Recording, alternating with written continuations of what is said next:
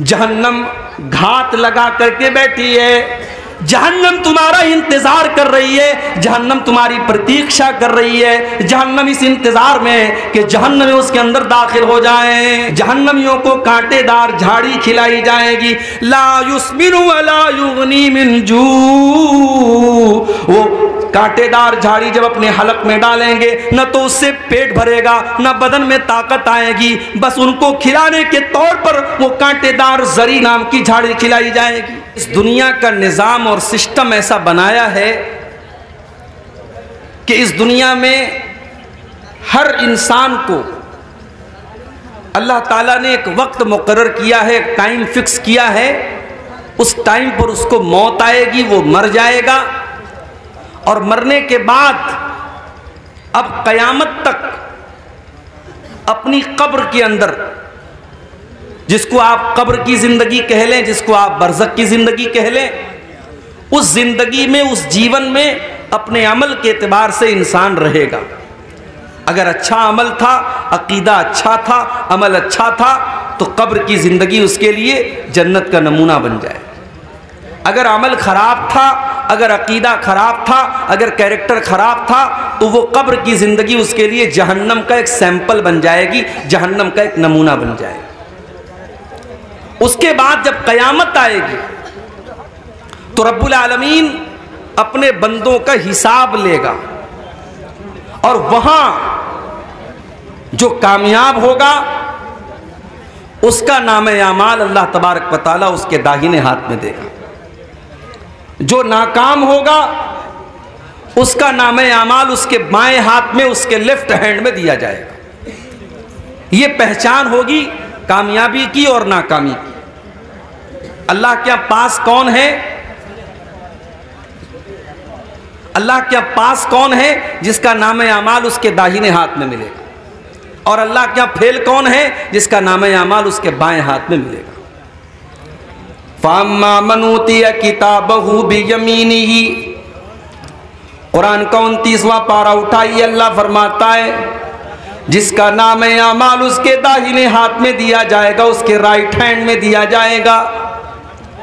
फ़यक़ूलु हाउम क़ुरऊ किताबिया, वो कहेगा ए लोगो ये देखो, ये है मेरी किताब, ये है मेरा नाम-ए-आमाल, ये है मेरी जिंदगी भर का कच्चा चिट्ठा।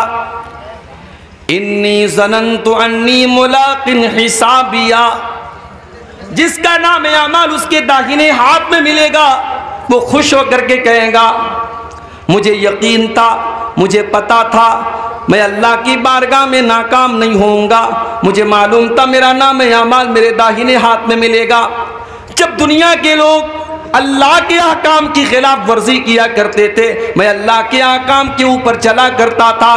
फजर की अजान हुआ करती थी, अस्सलातु खैरुम मिनन नौम की आवाज़ लाउड स्पीकर से आया करती थी। मुअज्जिन चिल्ला चिल्ला करके कहता था कि अजान नमाज नींद से बेहतर है, अस्सलातु खैरुम मिनन नौम, नमाज नींद से बेहतर है। मेरे दूसरे साथी रात रात भर मोबाइल में लगे रहते थे और फजर के टाइम सोए पड़े रहते थे।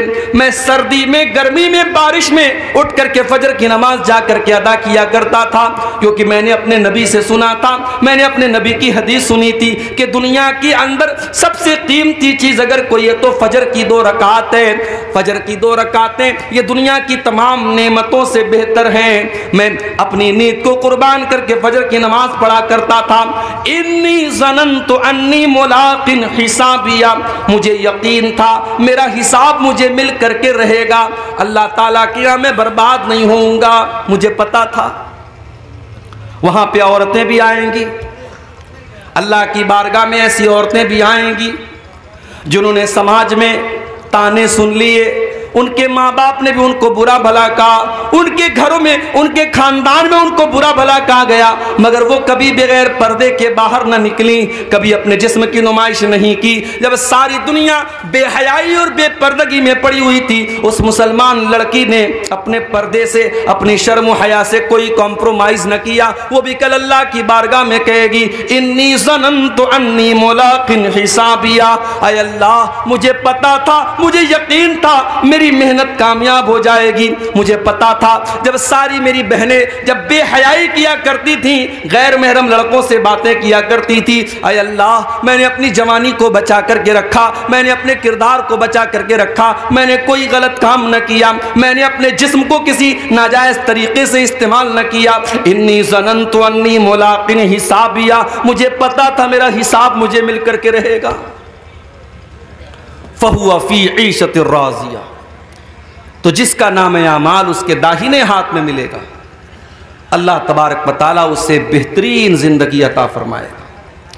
फ़ी जन्नतिन आलिया, उसे अल्लाह ताला जन्नत में ऊंचे ऊंचे मकानात देगा।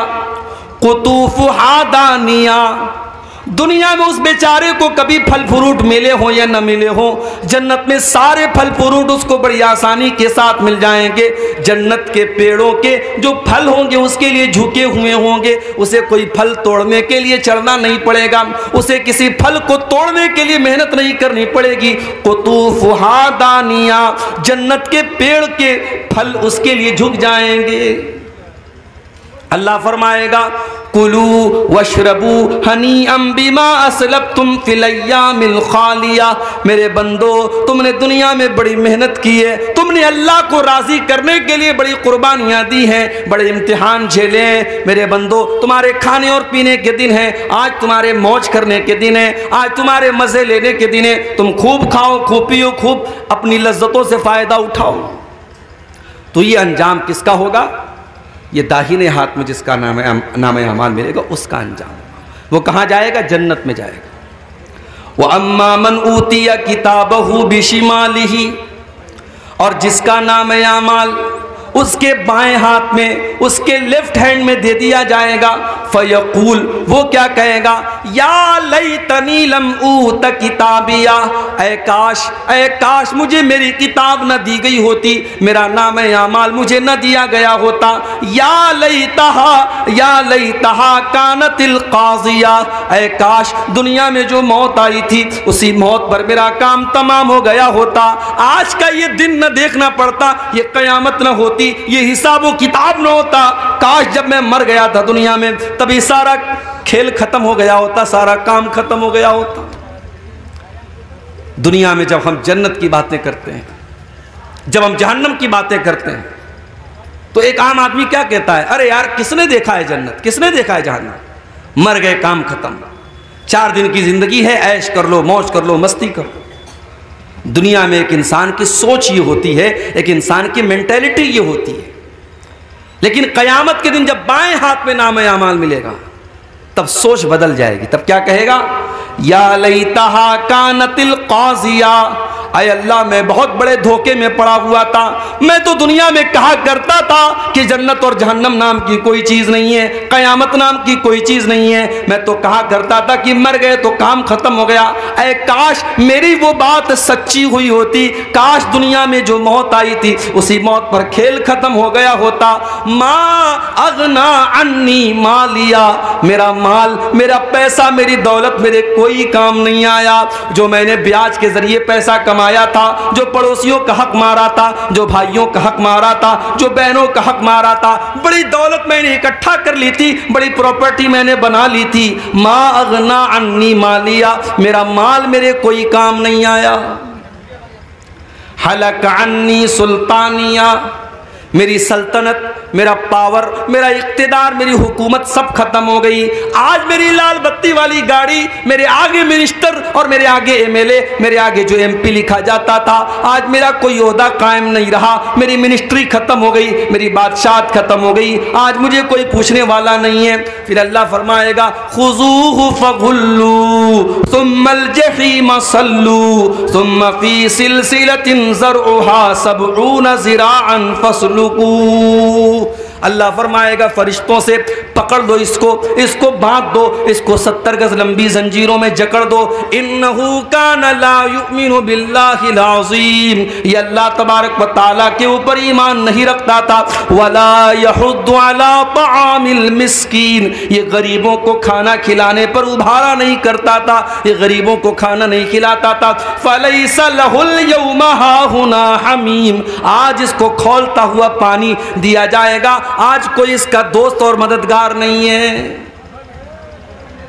मेरे भाइयों, दुनिया में हम और आप जिसको भी कामयाबी समझते हैं, दुनिया में हम किसको कामयाबी समझते हैं? दुनिया में हमारी नज़र में कामयाबी यही है कि पूर्णिया शहर के अंदर बेहतरीन मकान मिल जाए, कामयाब हो गए हम। गवर्नमेंट जॉब मिल जाए, कामयाब हो गए हम। समाज में इज्जत मिल जाए, कामयाब हो गए हम। कोई कुर्सी मिल जाए, कोई पावर मिल जाए, कामयाब हो गए हम।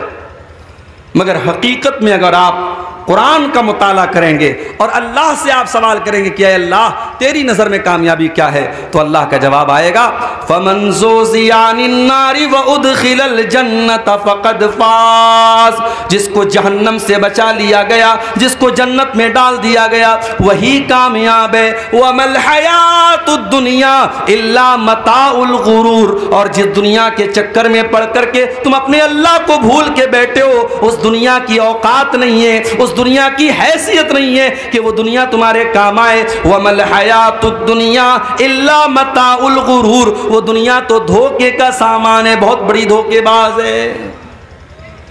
दुनिया तो धोखेबाज है मेरे भाई। दुनिया ने आज तक किसी के साथ वफा नहीं की, आपके साथ क्या करे? दुनिया में दौलत कमाने वाला कारून गुजरा था, बड़ी दौलत थी उसके पास। क्या दौलत उसके काम आई? नहीं, मर गया, अल्लाह ने खजाने के साथ जमीन में धंसा दिया। अगर हुकूमत और पावर ये इंसान के लिए कामयाबी होती तो फिरौन बहुत बड़ा बादशाह था, मगर फिरौन पानी में डूब करके मर गया और सारी हुकूमत उसकी दूसरों के हाथ में चली गई।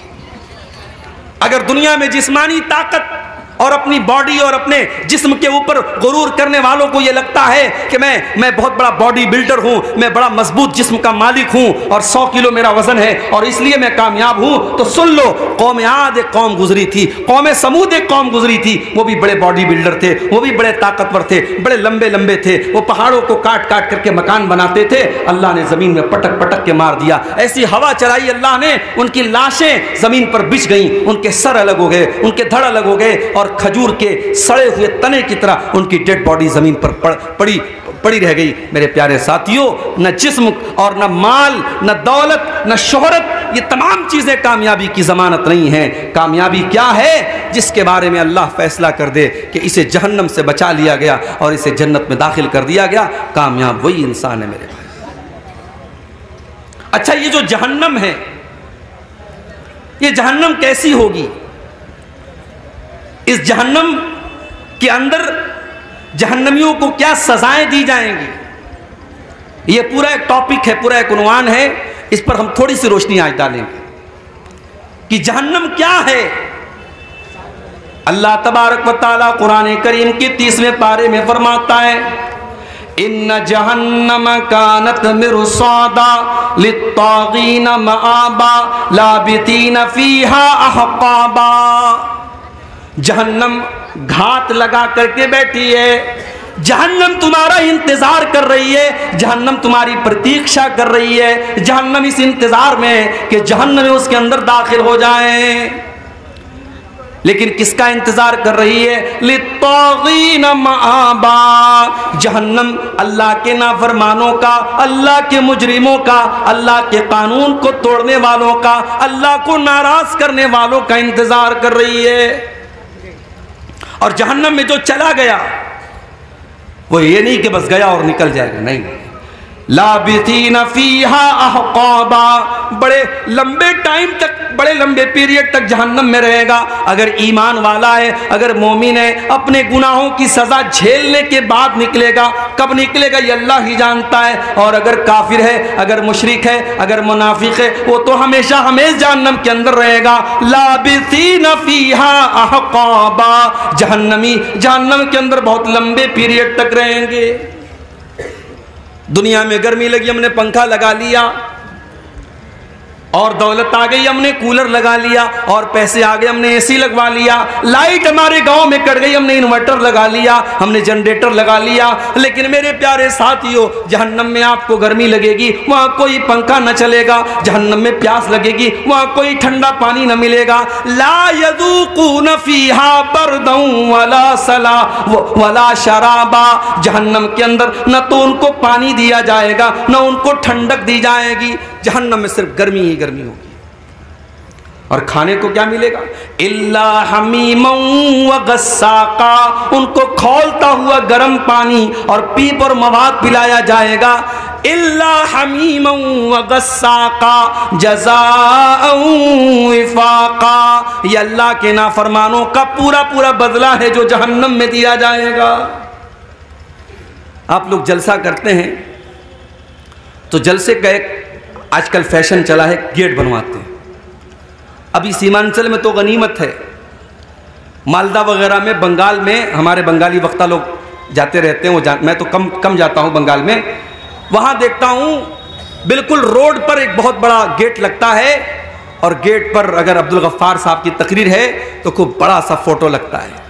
अच्छा, मुझसे लोग फ़ोटो मांगते हैं जलसे वाले कि मौलवी साहब फ़ोटो दे दीजिए, हम पोस्टर पे डालेंगे, हम गेट पर डालेंगे। मैं मना करता हूँ, नहीं फ़ोटो मत डालिए। लेकिन आज के दौर में क्या मुश्किल है, वो यूट्यूब से ले लेते हैं, वो इंटरनेट से ले लेते हैं, तो फ़ोटो मिलने में तो कोई मुश्किल काम नहीं है। तो बड़े बड़े गेट लगाते हैं। ये गेट क्यों लगता है भाई? मियाँ बाजार में प्रोग्राम है, बाहर मेन रोड पर हमने गेट लगाया, इस बात का संकेत है, इस बात की अलामत है कि हाँ यहाँ पे जलसा हो रहा है। जहन्नम के अंदर भी गेट होगा। कितना गेट होगा? आपके जलसे में एक गेट होता है, दो गेट होता है, एक लेडीज का गेट होता है। जहन्नम के अंदर 7 गेट होंगे। लहा सबअतु अबवाब, जहन्नम के अंदर 7 दरवाजे होंगे। लिकुल्लि बाबिम मिनहुम जुज़उम मक़सूम, और हर गेट के लोगों को बांट दिया जाएगा। सारे दरवाजों से कौन लोग दाखिल होंगे उनका बंटवारा कर दिया जाएगा कि इस दरवाजे से शराबी जाएगा, इस दरवाजे से ज़ानी जाएगा, इस दरवाजे से बेनमाजी जाएगा, इस दरवाजे से हरामखोर जाएगा। 7 दरवाजे से जो लोग दाखिल होंगे, लिकुल्लि बाबिम मिनहुम जुज़उम मक़सूम, उनका बंटवारा पहले से हो जाएगा। अच्छा, जहन्नम में जब जहन्नमी जाएंगे तो ऐसा नहीं सिंगल सिंगल नहीं जाएंगे, वो ग्रुप की शक्ल में जाएंगे। पूरा ग्रुप होगा। बदकार लोगों का अलग ग्रुप होगा, बेनमाजियों का अलग ग्रुप होगा, झूठे लोगों का अलग ग्रुप होगा, चुगलखोरों का अलग ग्रुप होगा। वसीक़ल्लज़ीन कफ़रू इला जहन्नम ज़ुमरा, जहन्नमियों को जहन्नम में ग्रुप की शक्ल में लेके जाया जाएगा। उनको हाँक के लेके जाया जाएगा, जैसे जानवरों को, जैसे बकरी बकरा को, जैसे गाय भैंस को हाँक के लेके जाया जाता है। जहन्नमियों को कोई सम्मान के साथ, कोई रिस्पेक्ट के साथ, कोई इज्जत के साथ लेके नहीं जाया जाएगा, उनको हाँक करके लेके जाया जाएगा। वसीक़ल्लज़ीन कफ़रू इला जहन्नम ज़ुमरा हत्ता इज़ा जाऊहा फुतिहत अबवाब वक़ाल लहुम ख़ज़नतुहा अलम यातिकुम रुसुलुम मिनकुम यतलूना अलैकुम आयाती। जब जहन्नमी जहन्नम के दरवाजे पर पहुंचेंगे तो फरिश्ते वहां जहन्नम के गेट पे खड़े रहेंगे। जहन्नमियों के से फरिश्ते सवाल करेंगे कि चलो जहन्नम में आ जाओ।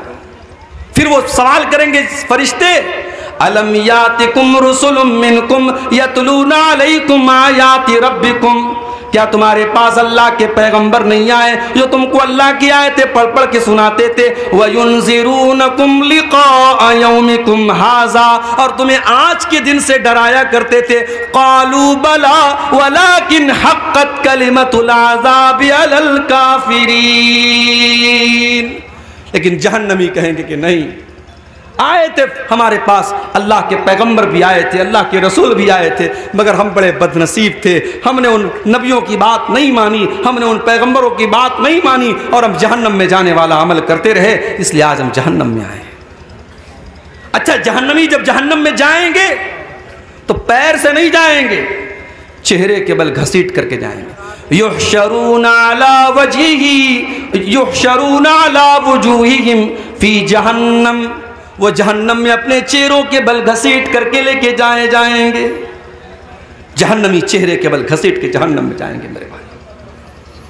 अच्छा, जब जहन्नम में पहुंच गए, अब जहन्नम में भी अलग अलग दर्जे होंगे। जहन्नम बहुत गहरी है, जो जितना ज्यादा गुनहगार है वो उतना अंदर होगा।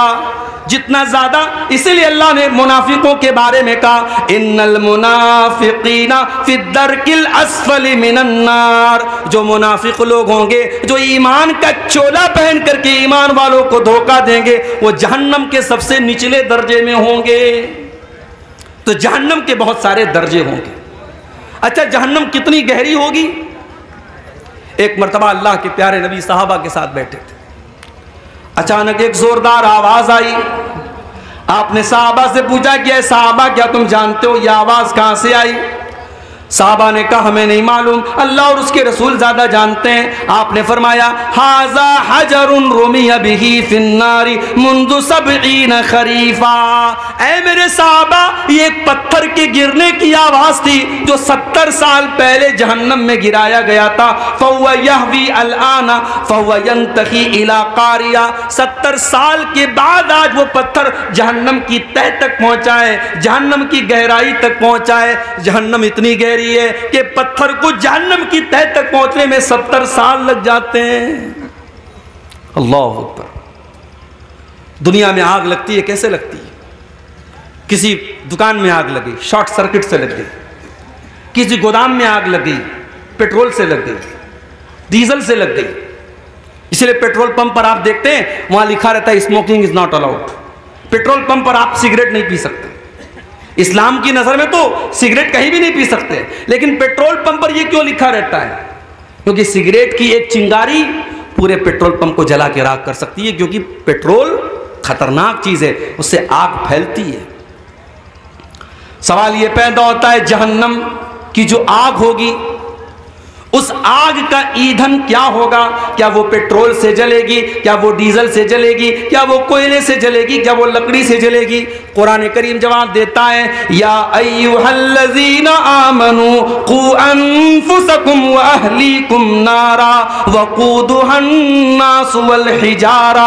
ऐ ईमान वालो, अपने आप को और अपने बाल बच्चों को, अपने परिवार को जहन्नम की आग से बचाओ, जिसका ईंधन इंसान और पत्थर होंगे, जो इंसानों से जलेगी, जो पत्थरों से जलेगी।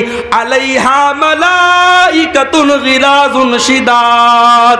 और जहन्नम के जो दारोगा होंगे, जहन्नम के जो चौकीदार होंगे, वो इंसान नहीं होंगे जो रिश्वत ले लें, वो तो फरिश्ते होंगे। और फरिश्ते किसी के साथ कोई रियायत नहीं करेंगे, फरिश्ते किसी के साथ कोई समझौता नहीं करेंगे। दुनिया में क्या होता है? इंसान जेल में जाता है, जेलर को पैसा दे देता है, उसको जेल में आराम से हाई फाई फैसिलिटी मिलती है। केस चलता है अदालत में, वकील अच्छा वकील हायर कर लेता है, केस जीत जाता है, बेईमान ईमानदार बन जाता है, चोर सही बन जाता है, कातिल छोड़ दिया जाता है, बेकसूर गिरफ्तार हो जाता है। यही तो चल रहा है अदालत में। अल्लाह की अदालत में ऐसा कुछ नहीं चलेगा, क्योंकि वहां फरिश्तों के हाथ में कंट्रोल होगा और फरिश्ते रिश्वत नहीं लेते, फरिश्ते किसी के साथ कोई मुरव्वत नहीं करेंगे। फरिश्ते अपनी ड्यूटी निभाते हैं, उनको जो ड्यूटी अल्लाह ताला देता है वो अपनी ड्यूटी निभाते हैं। अच्छा, दुनिया में आग लगती है, दुनिया की आग में कोई जल जाता है, उसकी बॉडी का जो हाल होता है, कभी आपने कहीं पर कोई जलने वाला हादसा हुआ देखा होगा तो आप समझ सकते हैं कितना खतरनाक मामला होता है। एक इंसान अगर जल के मर जाए तो उसकी डेड बॉडी को बहुत से कमजोर दिल के लोग तो देख ही नहीं सकते, उनको उल्टी हो जाएगी, इतनी खतरनाक शक्ल बन जाती है। ये दुनिया की आग का हाल है मेरे भाइयों। जहन्नम की आग तो दुनिया की आग से 70 गुना ज्यादा होगी। अल्लाह के प्यारे नबी फरमाते हैं, सही मुस्लिम की रिवायत है, नारुकुम जुज़ुम मिन सबईन जुज़अम मिन नारी जहन्नम। ओ लोगो, जहन्नम की आग के 70 हिस्से कर दिए जाए तो उन 70 हिस्सों में से एक हिस्सा दुनिया में आया है, एक हिस्सा बाकी 69 हिस्सा तो जहन्नम की आग के अंदर है। और अल्लाह के नबी फरमाते हैं कि जहन्नम इससे 69 गुना ज्यादा खतरनाक होगी, और जितनी दुनिया की आग जलाती है इससे 70 गुना ज्यादा खतरनाक जलाने वाली आग जहन्नम की होगी। दुनिया में कोई इंसान जलता है, एक बार जल गया मर गया, काम खत्म। लेकिन जहन्नम की आग में बार बार जलाया जाएगा। इन्नल्लज़ीना कफ़रू बिआयातिना सौफा नुस्लीहिम नारा, जिन लोगों ने हमारी आयतों का इनकार किया हम उनको जहन्नम के अंदर डालेंगे। कुल्लमा नज़िजत जुलूदुहुम बद्दलनाहुम जुलूदन गैरहा, जब एक मर्तबा उनके जिस्म की खाल जल जाएगी, उनके बदन का चमड़ा जल जाएगा, हम दूसरा चमड़ा उनके ऊपर चढ़ा देंगे, हम बार बार उनको जलने की तकलीफ देंगे। जहन्नम में भूख भी लगेगी, जहन्नम में प्यास भी लगेगी, तो खाना क्या मिलेगा, पानी क्या मिलेगा।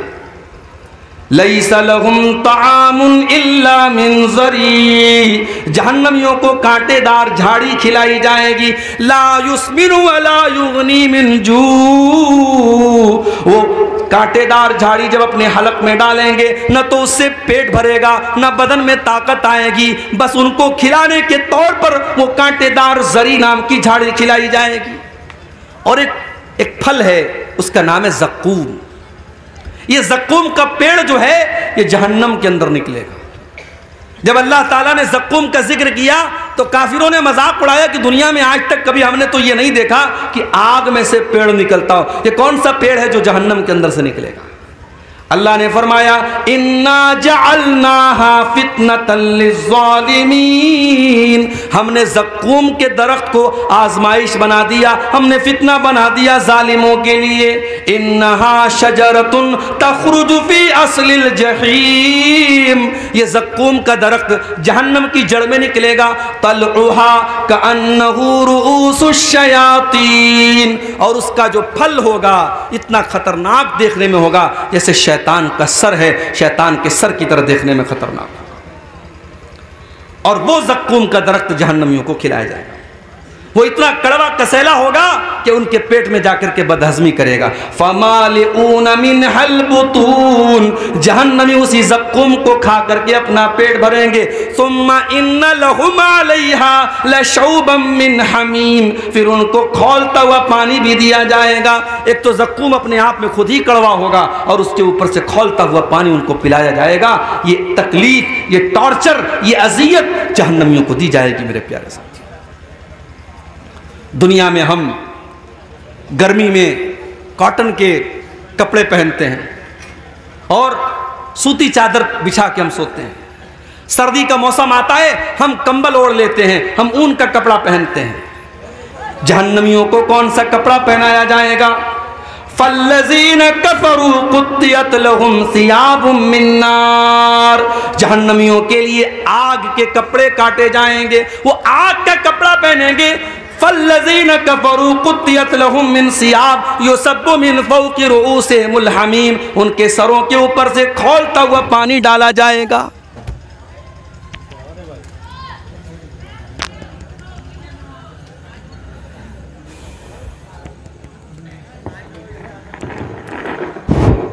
उनके सरों के ऊपर से खौलता हुआ पानी डाला जाएगा। युसहरु बिही मा फी बुतूनिहिम वल जुलूद, जब खौलता हुआ पानी उनके सर पे डाला जाएगा उनकी अंदर की अतड़ियां भी उससे जल जाएंगी, उनकी चमड़ियां भी जल जाएंगी। ये जहन्नम का अजाब होगा मेरे भाई। और जानते हो दुनिया में कहीं जख्म हो जाता है ना तो जख्म के अंदर पीप भर जाता है, पीला पीला पीप, हमारे या उसको मवाद बोलते, पता नहीं आपके बंगला में क्या बोलते हैं, पीप और मवाद उसको कहा जाता है। जहन्नमियों को वो पीप और मवाद पिलाया जाएगा। युस्का मिन माइन सदीद, जहन्नमियों को पीप और मवाद पिलाया जाएगा। यतजर्रुहु वला यकादु युसीगुहु, वो इतना खतरनाक होगा, वो इतना गंदा होगा, वो इतना घिनौना होगा कि जहन्नमी बेचारा प्यास से परेशान होगा, लेकिन वो उस पीप और मवाद को बड़ी मुश्किल से अपनी हालत के नीचे उतारेगा। वयातीहिल मौतु मिन कुल्li मकान वमा हुवा बिमय्यित, वो बेचारा हर तरफ से मौत उसके पास आएगी मगर फिर भी वो मरेगा नहीं। जहन्नमियों को मौत नहीं आएगी, जहन्नमियों को मौत नहीं आएगी। क्यों?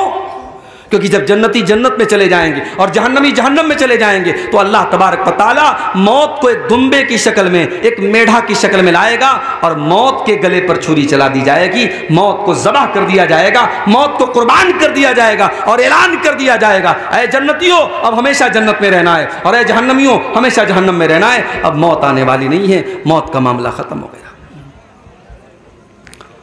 जहन्नमी बेचारे परेशान होकर के जहन्नम के दारोगा से रिक्वेस्ट करेंगे, वनादा अस्हाबुन नारी अस्हाबल जन्नति वनादौ या मालिकुल यक़्दी अलैना रब्बुका क़ाल इन्नकुम माकितून।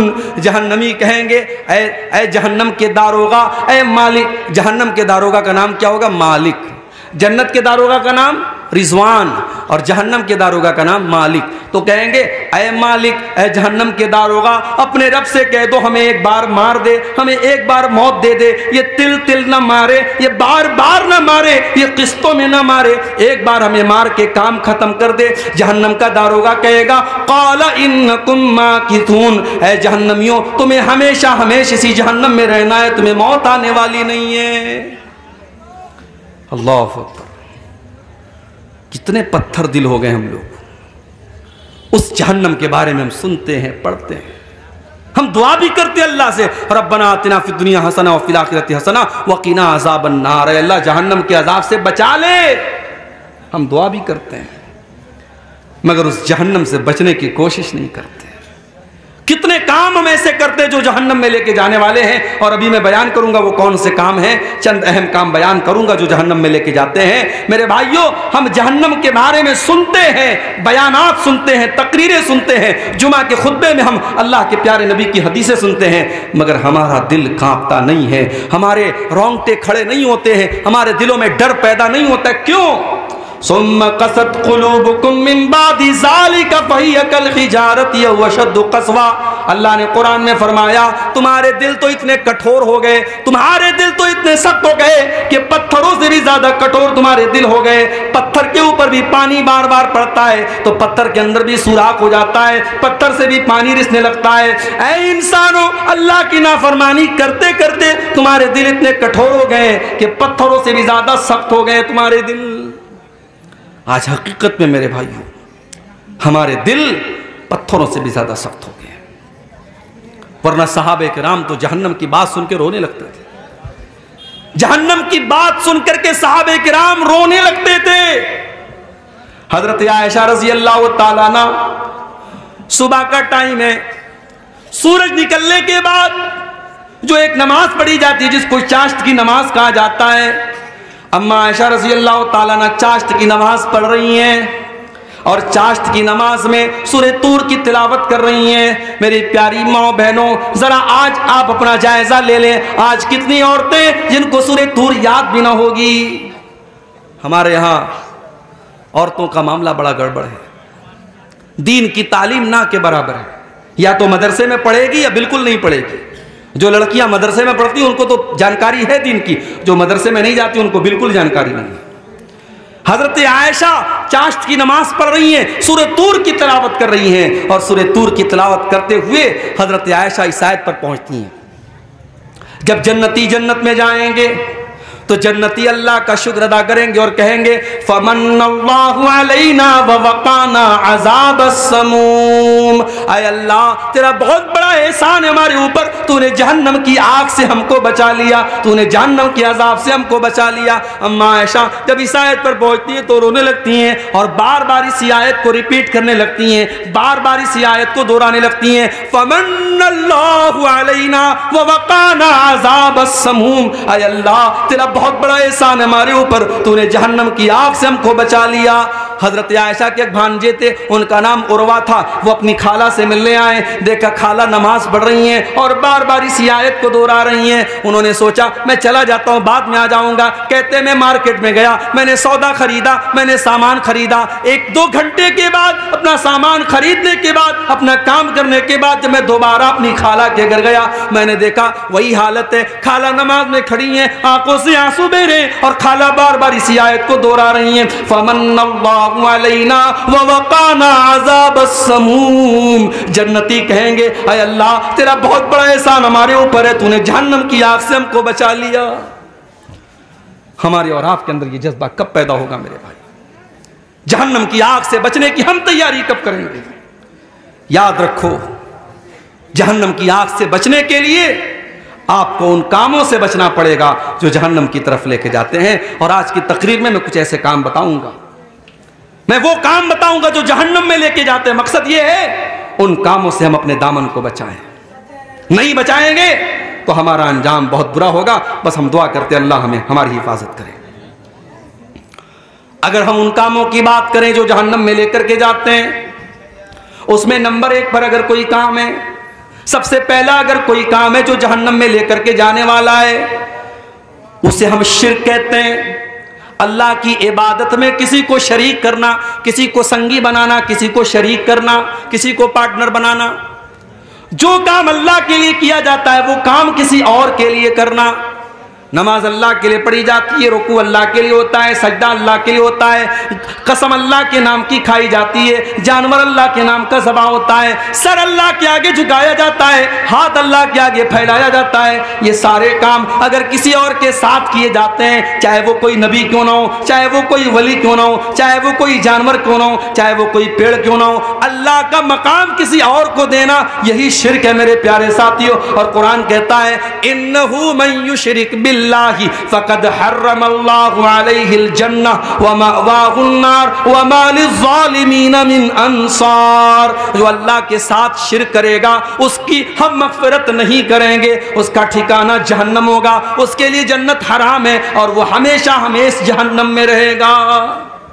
मुशरिक को अल्लाह ताला जहन्नम से नहीं बचाएगा मेरे भाई। दूसरे गुनाहों को अल्लाह ताला उनकी सजा दे करके या माफ करके जन्नत में दाखिल कर देगा, मगर मुशरिक जो शिर्क पर मरा है उसको अल्लाह ताला जहन्नम से कभी नहीं निकालेगा। पूरे कुरान में अल्लाह ने किसी और गुनाह के बारे में इतनी सख्त बात नहीं की जितनी अल्लाह ने शिर्क के बारे में बात कही। इन्नल्लाह ला यग़फ़िरु अन युशरक बिही व यग़फ़िरु मा दून ज़ालिका लिमन यशा। अल्लाह ताला शिर्क को माफ नहीं करेगा। माफ करना तो बड़ी दूर की बात है, अगर कोई मुशरिक है, अगर कोई शिर्क की हालत में मर गया है, उस मुशरिक के लिए हम मग़फ़िरत की दुआ भी नहीं कर सकते हैं। हमारा अपना बाप ही क्यों ना हो, हमारा अपना बेटा ही क्यों ना हो, अल्लाह ने फरमाया मा काना लिन्नबी अन यस्तग़फ़िरू लिल मुशरिकी मा काना लिन्नबी वल्लज़ीना आमनू अन यस्तग़फ़िरू लिल मुशरिकीन वलौ कानू उली क़ुरबा। ऐ ईमान वालो और ऐ मेरे नबी, कान खोल करके सुन लो, किसी मुशरिक के लिए तुम मग़फ़िरत की दुआ भी नहीं कर सकते, तुम्हारा कोई अपना रिश्तेदार ही क्यों ना हो। तो ये पहला गुनाह है शिर्क, जो हमें जहन्नम की आग की तरफ लेके जाएगा। और आज बड़े अफसोस के साथ कहना पड़ता है, हमारे कितने मुसलमान भाई हैं जिनको पट्टी पढ़ा दी गई, सारी जिंदगी वो शिर्क कर रहे हैं और नाम मुसलमान वाला है, टोपी मुसलमान वाली है, गोश्त बराबर खा रहे हैं और समझ रहे साहब हम बहुत पक्के मुसलमान हैं, जबकि वो कदम कदम पे शिर्क कर रहे हैं। मेरे प्यारे साथियों, इतना खतरनाक गुनाह है ये शिर्क, इतना खतरनाक गुनाह है ये शिर्क कि अगर इंसान शिर्क करके अल्लाह ताला क्या गया है, वो नमाज लाखों पढ़ के गया हो, वो रोजा लाखों रख के गया हो, उसने सैकड़ों हज और उम्रे कर लिए हो, अल्लाह फरमाता है अपने नबी से कुरान में कि ऐ नबी आप भी सुन लीजिए, ऐ नबी लइन अशरकत लयहबतन्न अमलुक व लतकूनन्न मिनल खासिरीन। ऐ नबी अगर आपने भी शिर्क कर दिया तो आपकी भी सारी नेकियां बर्बाद हो जाएंगी, आपकी सारी इबादतें बर्बाद हो जाएंगी। सूरह अनाम में अल्लाह ताला ने 18 नबियों का जिक्र किया और 18 नबियों का जिक्र करने के बाद अल्लाह ने फरमाया वलौ अशरकू लहबिता अन्हुम मा कानू यअमलून। अगर हमारे नबियों ने भी, हमारे पैगंबरों ने भी शिर्क किया होता, उनकी सारी नेकियां बर्बाद हो गई होती। तो ये पहला अमल है मेरे प्यारे साथियों जो जहन्नम में लेकर के जाने वाला है। अस्सलाम वालेकुम। होटल का टोकन 100 के बजाय 80 हो गया है और खाना बचा हुआ है। जिन हजरत को खाने की जरूरत है वो जाके खा सकते हैं। 100 के बजाय 80 हो गया है, जिन हजरत को खाने की जरूरत हो वो जाके खा सकते हैं। दूसरा गुनाह, जो इंसान को जहन्नम की तरफ लेके जाता है। शिर्क आपने सुन लिया। अब शिर्क ही से मिलता जुलता है गुनाह है कुफ्र करना। शिर्क क्या है? अल्लाह की इबादत में किसी को शरीक करना। कुफ्र क्या है? अल्लाह को ना मानना या रसूल को ना मानना, या जिन बातों पर ईमान लाना जरूरी है उनमें से किसी बात का इनकार करना। मिसाल के तौर पर आदमी अल्लाह को मानता है, रसूल को नहीं मानता, या रसूल को मानता, अल्लाह की किताबों को नहीं मानता, या अल्लाह की किताबों को मानता है, अल्लाह के फरिश्तों को नहीं मानता, या फरिश्तों को मानता है, तकदीर को नहीं मानता, तकदीर को मानता है, कयामत को नहीं मानता। जितनी चीजों पर ईमान लाना जरूरी है, अनिवार्य है, कंपलसरी है, उन चीजों में से किसी चीज का इनकार करने वाला काफिर है, और काफिर भी जन्नत में नहीं जाएगा, जहन्नम में जाएगा। वमन यकफुर बिल ईमान फक़द हबिता अमलुहु, जो अल्लाह ताला के ऊपर ईमान लाने वाली किसी चीज का इनकार करेगा, फक़द हबिता अमलुहु, उसके सारे अमल बर्बाद हो जाएंगे। वहुवा फिल आखिरति मिनल खासिरीन, और आखिरत में वो नुकसान उठाने वालों में से होगा। कुरान में बार बार अल्लाह कहता है हमने काफिरों के लिए जहन्नम तैयार कर रखी, हमने काफिरों के लिए जहन्नम तैयार करके रखी। जो काफिर होगा, जो कुफ्र करेगा, उसके लिए जन्नत हराम है और जहन्नम में वो दाखिल। और आगे बढ़िए, जहन्नम में लेकर के जाने वाली एक और चीज है अल्लाह का मजाक उड़ाना, अल्लाह के रसूल का मजाक उड़ाना, फरिश्तों का मजाक उड़ाना, कुरान का मजाक उड़ाना, शरीयत का मजाक उड़ाना। अगर आपने शरीयत की किसी चीज का मजाक उड़ाया तो ये चीज भी आपको अल्लाह की जन्नत से दूर कर देगी। अल्लाह ने कुरान में फरमाया, कुल अबिल्लाहि व आयातिही व रसूलिही कुंतुम तस्तहज़िऊन। ऐ नबी आप कह दीजिए मुनाफिकों से, काफिरों से, क्या तुम अल्लाह का मजाक उड़ाते हो? क्या तुम अल्लाह की आयतों का मजाक उड़ाते हो? क्या तुम अल्लाह के रसूल का मजाक उड़ाते हो? ला तातज़िरू क़द कफ़रतुम बाद ईमानिकुम। ऐ काफिरो, तुम जितना भी बहाना कर लो, ऐ मुनाफिको तुम जितना भी बहाना कर लो, जब तुमने अल्लाह का मजाक उड़ा लिया, जब तुमने रसूल का मजाक उड़ा लिया, जब तुमने अल्लाह के फरिश्तों का मजाक उड़ा लिया, तो तुम काफिर हो गए, तुम बर्बाद हो गए। इसलिए अल्लाह और उसके रसूल का मजाक उड़ाने वाला काफिर हो जाता है मेरे भाई। तो जब मजाक उड़ाने वाला काफिर हो जाता है, तो जो नबी को गाली देता है, जो नबी को बुरा भला कहता है, जो नबी पर ताने मारता है, अब जरा सोचो उसका अंजाम क्या होगा। अल्लाह के नबी के दौर में एक आदमी इस्लाम कबूल करता है, मुसलमान होता है, पढ़ा लिखा था। अल्लाह के नबी ने उसे ड्यूटी सौंपी कि कुरान जब उतरे तो उस कुरान को लिखने वाले सहाबा में आपने उस इंसान को भी शामिल कर दिया कि जब कुरान उतरे तो तुम लिख लिया करो। बुखारी के अल्फाज हैं, कुछ दिनों तक वो अल्लाह के नबी के साथ रहा और अल्लाह के नबी के साथ कुछ कुरान के आयतों को उसने लिखा भी, और उसके बाद वो मुर्तद हो गया, वो काफिर हो गया, वो इस्लाम को छोड़ के चला गया, दोबारा ईसाई बन गया। जब वो ईसाई बन गया, उसने जाकर के लोगों में ये प्रोपेगेंडा शुरू कर दिया, ये फैलाना शुरू कर दिया, अरे मोहम्मद को तो कुछ नहीं आता, जो मैंने लिख कर के दिया है बस उतना ही आता है, उससे ज्यादा तो मोहम्मद को कुछ भी नहीं आता है। अल्लाह के नबी पर झूठी तोहमत लगा रहा है, झूठा बोहतान लगा रहा है, इल्जाम लगा रहा है। अल्लाह के नबी खामोश रहे, कोई जवाब नहीं दिया। अल्लाह के ऊपर आपने छोड़ दिया कि अल्लाह तेरे नबी का मजाक उड़ा रहा है, अब तू फैसला कर दे। कुछ दिनों के बाद उसकी मौत हो गई, वो आदमी मर गया। मरने के बाद उसकी कौम के लोगों ने उसको कब्रिस्तान में ले जाकर के दफन किया। रात को दफन किया, अगले दिन क्या देखते हैं, उसकी लाश कब्र के बाहर पड़ी हुई है। उसके साथियों ने कहा लगता है मोहम्मद सल्लल्लाहु अलैहि वसल्लम और उनके साथियों ने बदला लिया है, इससे दुश्मनी ली है और इसको कब्र से बाहर निकाला है। उन्होंने और गहरी कब्र खोदी और गहरा गड्ढा खोदा और उसमें उसको दफन कर दिया। अगले दिन फिर जाके देखा तो लाश बाहर रखी हुई है।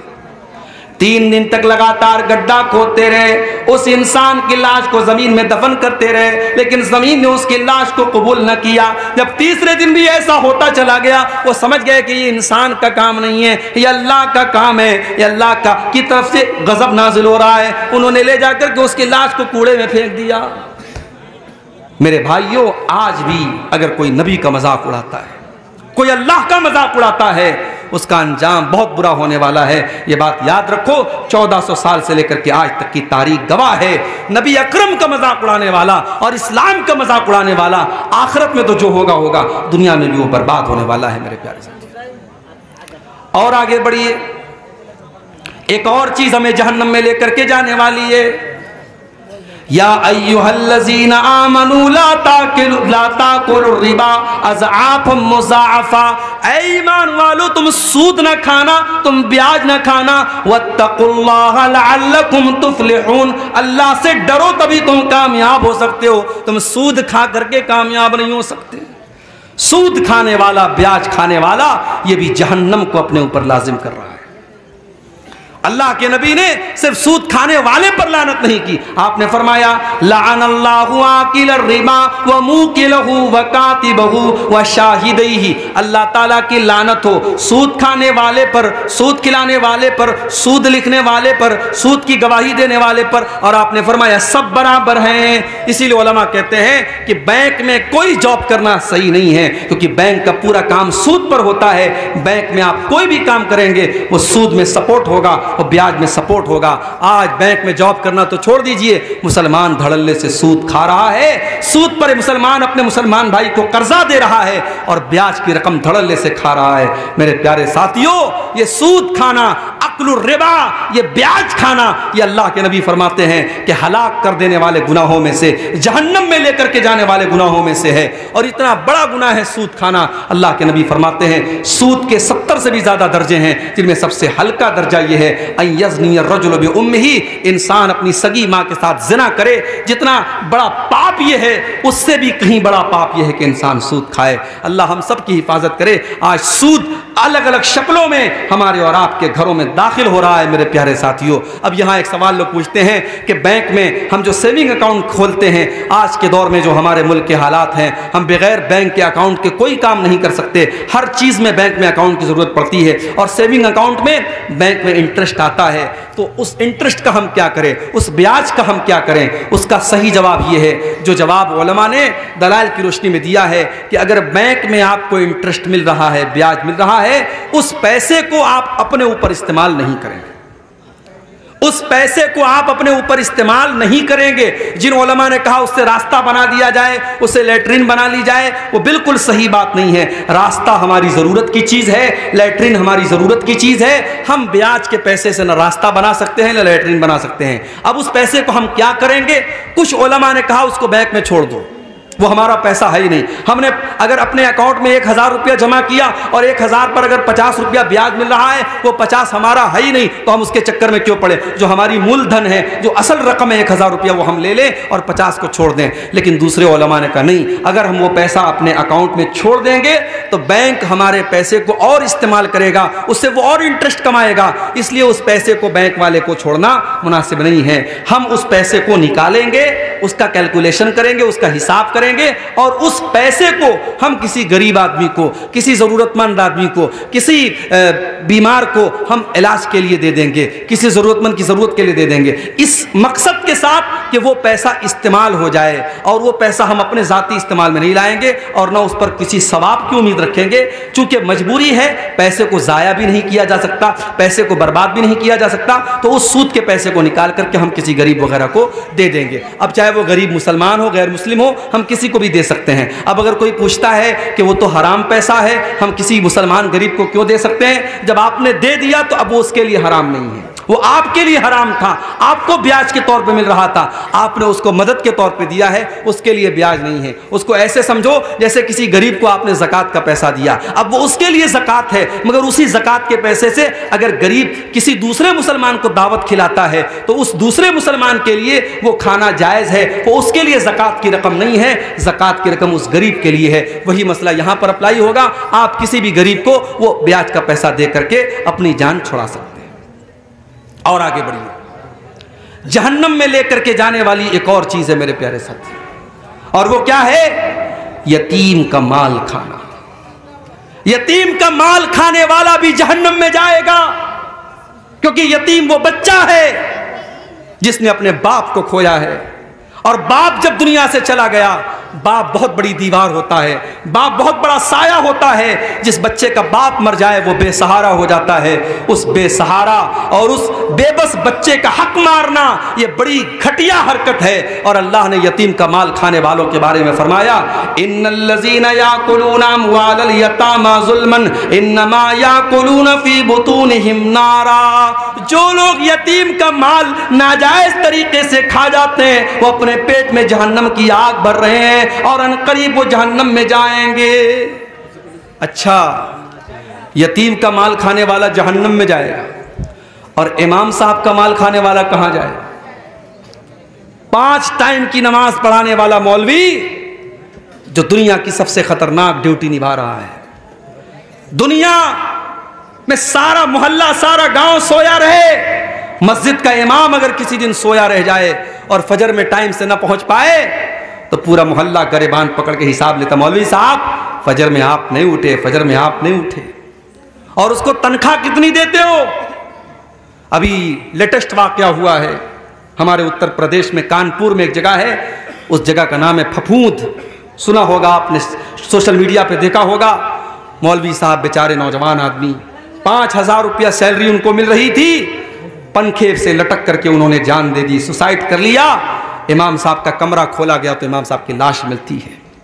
ये कौम सिर्फ यतीमों का माल नहीं खा रही है, ये कौम अपने इमामों और अपने मस्जिदों के इमामों और हाफिजों का भी खून चूस रही है। मेरे प्यारे साथियों, इस कौम के पास शादी में उड़ाने के लिए लाखों हैं, हराम रास्तों पे खर्च करने के लिए करोड़ों हैं, और मस्जिदों में ढंग के इमाम रखने के लिए इसके पास तनख्वाह के पैसे नहीं है। जब इमाम साहब नमाज पढ़ाते हैं तो ये कौम कहती है इमाम साहब थोड़ा और अच्छी क़िरात कीजिए। इमाम तलाश करती है तो सोचती है कि इमाम अब्दुर्रहमान सुदैस का और इमाम सऊद शुरैम की आवाज़ वाला हमको इमाम मिल जाए, और तनख्वाह क्या देगी? 5,000 रुपया।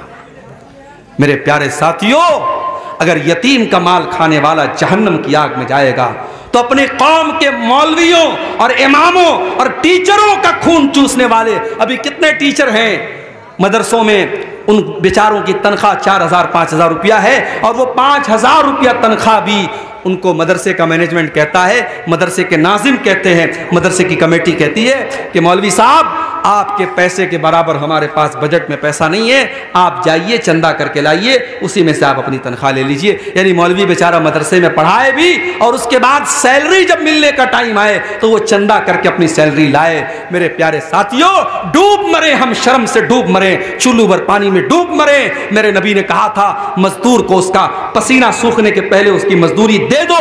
या मौलवी और टीचर और मुअल्लिम महीना भर पढ़ाता है, उसके बाद उसकी तनख्वाह का पैसा हमारे पास नहीं होता है। और आज हालात ये हैं, लॉकडाउन के बाद कितने मौलवियों ने मस्जिदों में पढ़ाना बंद कर दिया, मदरसों में पढ़ाना बंद कर दिया। क्यों? मस्जिद की कमेटी ने कहा मौलवी साहब लॉकडाउन लगाए, अब हमारे पास तनख्वाह देने के लिए पैसा नहीं है। मस्जिद के जिम्मेदारों ने कहा, मदरसे के जिम्मेदारों ने कहा, वो मौलवी बेचारा जिसने आज तक कभी रिक्शा नहीं चलाया, जिसने आज तक कभी टाली नहीं चलाई, जिसने आज तक कभी टोटो नहीं चलाया, उस मौलवी के सारे रोजी रोटी के रास्ते बंद हो गए। उसने लॉकडाउन में कर्जे ले लेकर और लोगों से भीख मांग मांग कर अपने बच्चों का पेट पाला। और जब लॉकडाउन खत्म हुआ उसने तय कर लिया अब किसी की गुलामी नहीं करना है, अब मस्जिद की इमामत नहीं करना है, अब मदरसे में टीचर नहीं बनना है। अब आज वो जाके बिजनेस कर रहा है और मजदूरी कर रहा है, लेकिन उसका कहना है कि मैं ये गुलामी नहीं करूंगा, मैं मस्जिद में इमामत नहीं कराऊंगा। आज मेरे पास फोन आता है मेरे भाई, कभी गुजरात से आता है, कभी मुंबई से आता है, कभी दिल्ली से आता है, शेख अब्दुल गफ्फार साहब कोई अच्छी आवाज़ वाला इमाम बता दीजिए, कोई अच्छी तकरीर करने वाला जुमा का खतीब बता दीजिए, कोई अच्छा कुरान पढ़ाने वाला हाफिज बना दीजिए, बता दीजिए। आज हिंदुस्तान में लाखों मदरसे हैं, हर साल हज़ारों हाफिज और कारी और आलिम बन के निकल रहे हैं, मगर मेरे भाइयों ये हाफिज और ये आलिम ये मदरसों में नहीं पढ़ाना चाहते, ये मस्जिदों में इमाम नहीं बनना चाहते। उनकी ज़िंदगी इतनी खराब कर दी गई, इतनी बेकार कर दी गई और उनको इतनी कम तनख्वाह दी जाती है, अब इस लाइन में कोई आना नहीं चाहता है। मेरे प्यारे साथियों, अगर यतीम बेबस है, अगर यतीम बेसहारा है और यतीम का माल खाने वाला, अल्लाह कुरान में कह रहा है कि उसके पेट में उस हरामखोर के पेट में जहन्नम की आग भरी जाएगी। तो जो उन उलमा का, उन मस्जिदों के इमामों का और उन मदरसे के मौलवियों और हाफिजों का पैसा खा जाते हैं और उनका खून चूसते हैं, वो भी अपने अंजाम के लिए तैयार रहें, उनका अंजाम भी बहुत बुरा होने वाला है। और आगे बढ़िए। एक और चीज़ है जो जहन्नम में लेकर के जाती है, वला तक़रबुज़्ज़िना, ज़िना के करीब न जाना, बदकारी के करीब न जाना। तुम जब जवान हो गए, बालिग हो गए, हमने शादी का सिस्टम रखा, हमने निकाह का सिस्टम रखा। तुमने निकाह क्यों न कर लिया? तुमने शादी क्यों न कर ली? तुमने ज़िना क्यों किया? तुमने नाजायज़ तरीके से संबंध क्यों बनाया? तुमने नाजायज़ तरीके से अपनी ख्वाहिशात को पूरा क्यों किया? वला तक़रबुज़्ज़िना, ज़िना के करीब न जाना, इन्नहु काना फ़ाहिशतन व साअ सबीला। ये ज़िना का रास्ता बड़ा गंदा रास्ता है, बड़ा बुरा रास्ता है। अल्लाह के नबी जब फजर की नमाज पढ़ाते थे, फजर की नमाज पढ़ा के मसल्ले पर बैठे रहते थे और सहाबा से पूछते थे, सहाबा क्या आज आप लोगों ने कोई ख्वाब देखा है, कोई सपना देखा है? अगर कोई सहाबी कोई सपना देखते थे, कोई ख्वाब देखते थे, बयान करते थे। और कभी कभी अल्लाह के नबी अपना भी ख्वाब बयान करते थे। एक दिन आपने अपना ख्वाब बयान किया, मैं सोया हुआ था, 2 फरिश्ते मेरे पास आए और मुझे लेकर के गए और बहुत सारी चीज़ें मुझे दिखाई। जब मैं चल रहा था उन फरिश्तों के साथ तो मैंने देखा एक जगह एक तंदूर बना हुआ है। अब पता नहीं तंदूर को आपकी बंगला ज़बान में क्या बोलते हैं, जो रोटी जहाँ बनती है, जिस दुकान पे आपने देखा होगा एक चूल्हा टाइप की एक चीज़ होती है जिसके अंदर रोटी को पकाते हैं, उसको तंदूर बोलते हैं। तो अल्लाह के नबी ने कहा कि मैंने तंदूर के जैसी एक चीज़ देखी, फ़इज़ा फ़ीही लगतुन व अस्वात। मैंने देखा कि उसके अंदर से चिल्लाने की आवाज़ आ रही है, उसके अंदर से चीखने की आवाज़ आ रही है। मैंने फ़रिश्तों से पूछा ये किन लोगों की आवाज़ है? फ़रिश्तों ने कहा भी आप आगे चलिए, हम बाद में बताएंगे। जब बाद में अल्लाह के नबी ने पूछा वो किसकी आवाज़ थी, तो फ़रिश्तों ने कहा हाउलाई ज़ुनात व ज़वानी, अय अल्लाह के नबी ये ज़ानियों, ये ज़िनाकार मर्दों की और ज़िनाकार औरतों की आवाज़ थी। उनके नीचे से जहन्नम की आग का अंगारा और जहन्नम की आग उनकी शर्मगाह के अंदर दाखिल होती है और इस करतूत की सजा उनको इस तरीके से बराबर जहन्नम में मिलती रहेगी कि उनको एक तंदूर में डाला जाएगा। और जिस तरीके से तंदूर में किसी चीज को पकाया जाता है, उन हराम खोरों, उन जानियों और उन बदकारों की शर्मगाह में आग के शोले जाएंगे और वो चिल्लाएंगे और चीखेंगे। अल्लाह के नबी ने यह अजाब का मंजर देखा था। आज हालात क्या है मेरे भाई? आज हालात ये है, इसी सीमांचल में लोगों ने मुझे बताया कि कितने लड़के और लड़की जब नाजायज ताल्लुक बना लेते हैं और पकड़े जाते हैं तो पंचायत ये फैसला सुनाती है कि लड़का और लड़की दोनों ने गलत काम किया है, लेकिन सजा लड़के को दी जाएगी। लड़के पर 1 लाख रुपए की पेनाल्टी लगाई जाती है और वो 1 लाख लड़का उस लड़की के घर वालों को देता है। और मुझे यहां तक लोगों ने बताया कि बाज बेगैरत और बेशरम लड़कियां इसको पेशा बना लेती हैं और अलग अलग लड़कों को फंसाती हैं। और जब ये मामला केस जब ये पंचायत में जाता है तो यही फैसला सुनाया जाता है कि लड़का 1 लाख रुपया जो है उसको दे और इस तरीके से उसका काम चलता है। मेरे भाइयों, जिनाकार मर्द और जिनाकार औरत ये दोनों सोसाइटी के लिए बहुत बड़ा अजाब है। अल्लाह ने सूरह नूर के अंदर फरमाया अज़्ज़ानियतु वज़्ज़ानी फ़ज्लिदू कुल्ल वाहिदिन मिनहुमा मिअत जल्दा। जिनाकार मर्द को और जिनाकार औरत को अगर वो कुंवारे हैं तो 100 कोड़े की सजा दे दो, 100 कोड़े उनको मारो और जब ये सजा दो तो किसी बंद कमरे में मत दो। अल्लाह ने फरमाया वलियशहदा अज़ाबहुमा ताइफतुम मिनल मोमिनीन। जिनाकार मर्द को और जिनाकार औरत को खुलेआम ये सजा दी जाए। अगर वो कुंवारा है तो 100 कोड़े की सजा दी जाएगी और शहर से निकाल दिया जाएगा 1 साल के लिए। और अगर शादीशुदा है, अगर लड़की शादीशुदा है, अगर लड़का शादीशुदा है तो शरीयत का ये फैसला है कि उसको रज्म कर दिया जाएगा, उसको पत्थरों से मार मार के खत्म कर दिया जाएगा, उसको सजाए मौत दे दी जाएगी। और मुझे स्टेटमेंट याद आता है राज ठाकरे का, जब दिल्ली में निर्भया कांड हुआ था और एक लड़की को 18-19 साल की लड़की को चलती बस में उसके साथ रेप किया गया और उसकी शर्मगाह में बड़ी बेरहमी से उसको जख्मी किया गया और उसके साथ जानवरों जैसा सलूक किया गया। तो उस मीडिया में वो कांड बहुत ज्यादा फैला था। उस वक्त राज ठाकरे ने एक स्टेटमेंट दिया था, उसने कहा था कि अगर जिना की सजा और बलात्कार की सजा वो दे दी जाए जो इस्लाम ने मुकर्रर की है और जो कुरान ने बताई है तो शायद ये रेप के केस बंद हो जाएंगे। मगर एक बात मुझे कहने दीजिए कि अदालत की नजर में रेप क्या है? लड़का लड़की के साथ जबरदस्ती करे तो ये रेप है। लेकिन इस्लाम की नजर में अगर इल्लीगल तरीके से, गैर कानूनी तरीके से अगर लड़का लड़की बगैर शादी के, बगैर मैरिज के अगर आपस में संबंध बनाते हैं तो ये रेप ही कहलाएगा, ये जिना ही कहलाएगा और दोनों को सजा दी जाएगी। अगर आपस की सहमति से ये काम हो रहा है तो दोनों को सजा दी जाएगी और अगर लड़का लड़की के साथ जबरदस्ती कर रहा है तो लड़की को सजा नहीं दी जाएगी लेकिन लड़के को सजा दी जाएगी। मेरे प्यारे साथियों, ये ज़िना समाज के लिए बहुत बड़ा नासूर है। और आज मैं फिर वही बात कहता हूँ जो मैं अक्सर अपनी तकरीरों में कहता हूँ कि ज़िनाकारी को अगर रोकना है एक ही तरीका है मेरे भाइयों, सेकंड कोई ऑप्शन नहीं है। आपको अपनी नौजवान नस्ल को, अपनी बच्चियों को, अपने बच्चों को इस दौर में जब बेहयाई फैल चुकी है और मोबाइल हर आदमी के हाथ में है और हर तरीके की बुराई आसान हो चुकी है और बड़ी आसानी से ज़िना हो सकता है, इस दौर में अगर अपने बच्चों को ज़िना से बचाना है बस एक ही रास्ता है मेरे भाई, निकाह को आसान कर दो। लड़की 18 साल की 19 साल की हो गई, लड़का 20 साल का 22 साल का हो गया, शादी के काबिल हो गए, शादी की उम्र हो गई, देर मत करो, बहाने न करो, जहेज का लालच छोड़ दो, बारात का चक्कर छोड़ दो, रस्मों रिवाज की बेड़ियां छोड़ दो। जो शरीयत ने सिखाया है, तो इस्लाम ने सिखाया है, सिंपल तरीके से, सुन्नत तरीके से। अभी कल हतिया दियारा में कटिहार में प्रोग्राम था, वहाँ एक भाई की बात मुझे बहुत अच्छी लगी। उन्होंने कहा मौलाना मेरा एक अल्लाह से मैंने एक वादा किया है, अहद किया है, दुआ कीजिए अल्लाह मुझे इस अहद पर कायम रखे। उन्होंने कहा कि मेरे कई बच्चे हैं, 4 बेटे हैं, मैंने ये सोचा है मैं किसी बेटे की शादी में 1 पैसा जहेज नहीं लूंगा और कल अल्लाह के यहाँ जब जाऊंगा अल्लाह पूछेगा क्या अमल लेके आया है, तो तौहीद के बाद मैं बयान करूंगा कि अल्लाह ये अमल मेरा तू कबूल कर ले कि जिस समाज में जहेज लेने का चलन था और लोग लालच करते थे, लाख लाख रुपए की, 10-10 लाख रुपए की डिमांड करते थे, अल्लाह उस समाज में मैंने 1 पैसा जहेज नहीं लिया है, वो अमल मैं लेकर के अल्लाह के पास जाना चाहता हूँ। मौलाना आप मेरे हक में दुआ कीजिएगा। मुझे बात बहुत अच्छी लगी। काश ये सोच आपके मियाँ बाजार के और इस जलसे में, इस मजलिस में बैठे हर नौजवान की और उसके गार्जियन की हो जाए। मेरे प्यारे साथियों, आप निकाह को आसान कीजिए, आप जहेज का चक्कर छोड़ दीजिए, बारात का चक्कर छोड़ दीजिए और फिर देखिए निकाह में बरकत होती है कि नहीं, फिर आपके घर में सुकून आता है कि नहीं, फिर आपके घर में भलाई आती है कि नहीं। आप अगर ज़िना को रोकना चाहते हैं तो आपको निकाह को आसान करना पड़ेगा। और आगे बढ़िए, जहन्नम में लेकर के जाने वाला एक और अमल है अपनी जिम्मेदारी को सही तरीके से ना निभाना। अगर आप अपनी जिम्मेदारी को सही तरीके से नहीं निभा रहे हैं तो आपके ऊपर जन्नत हराम हो जाएगी। अल्लाह के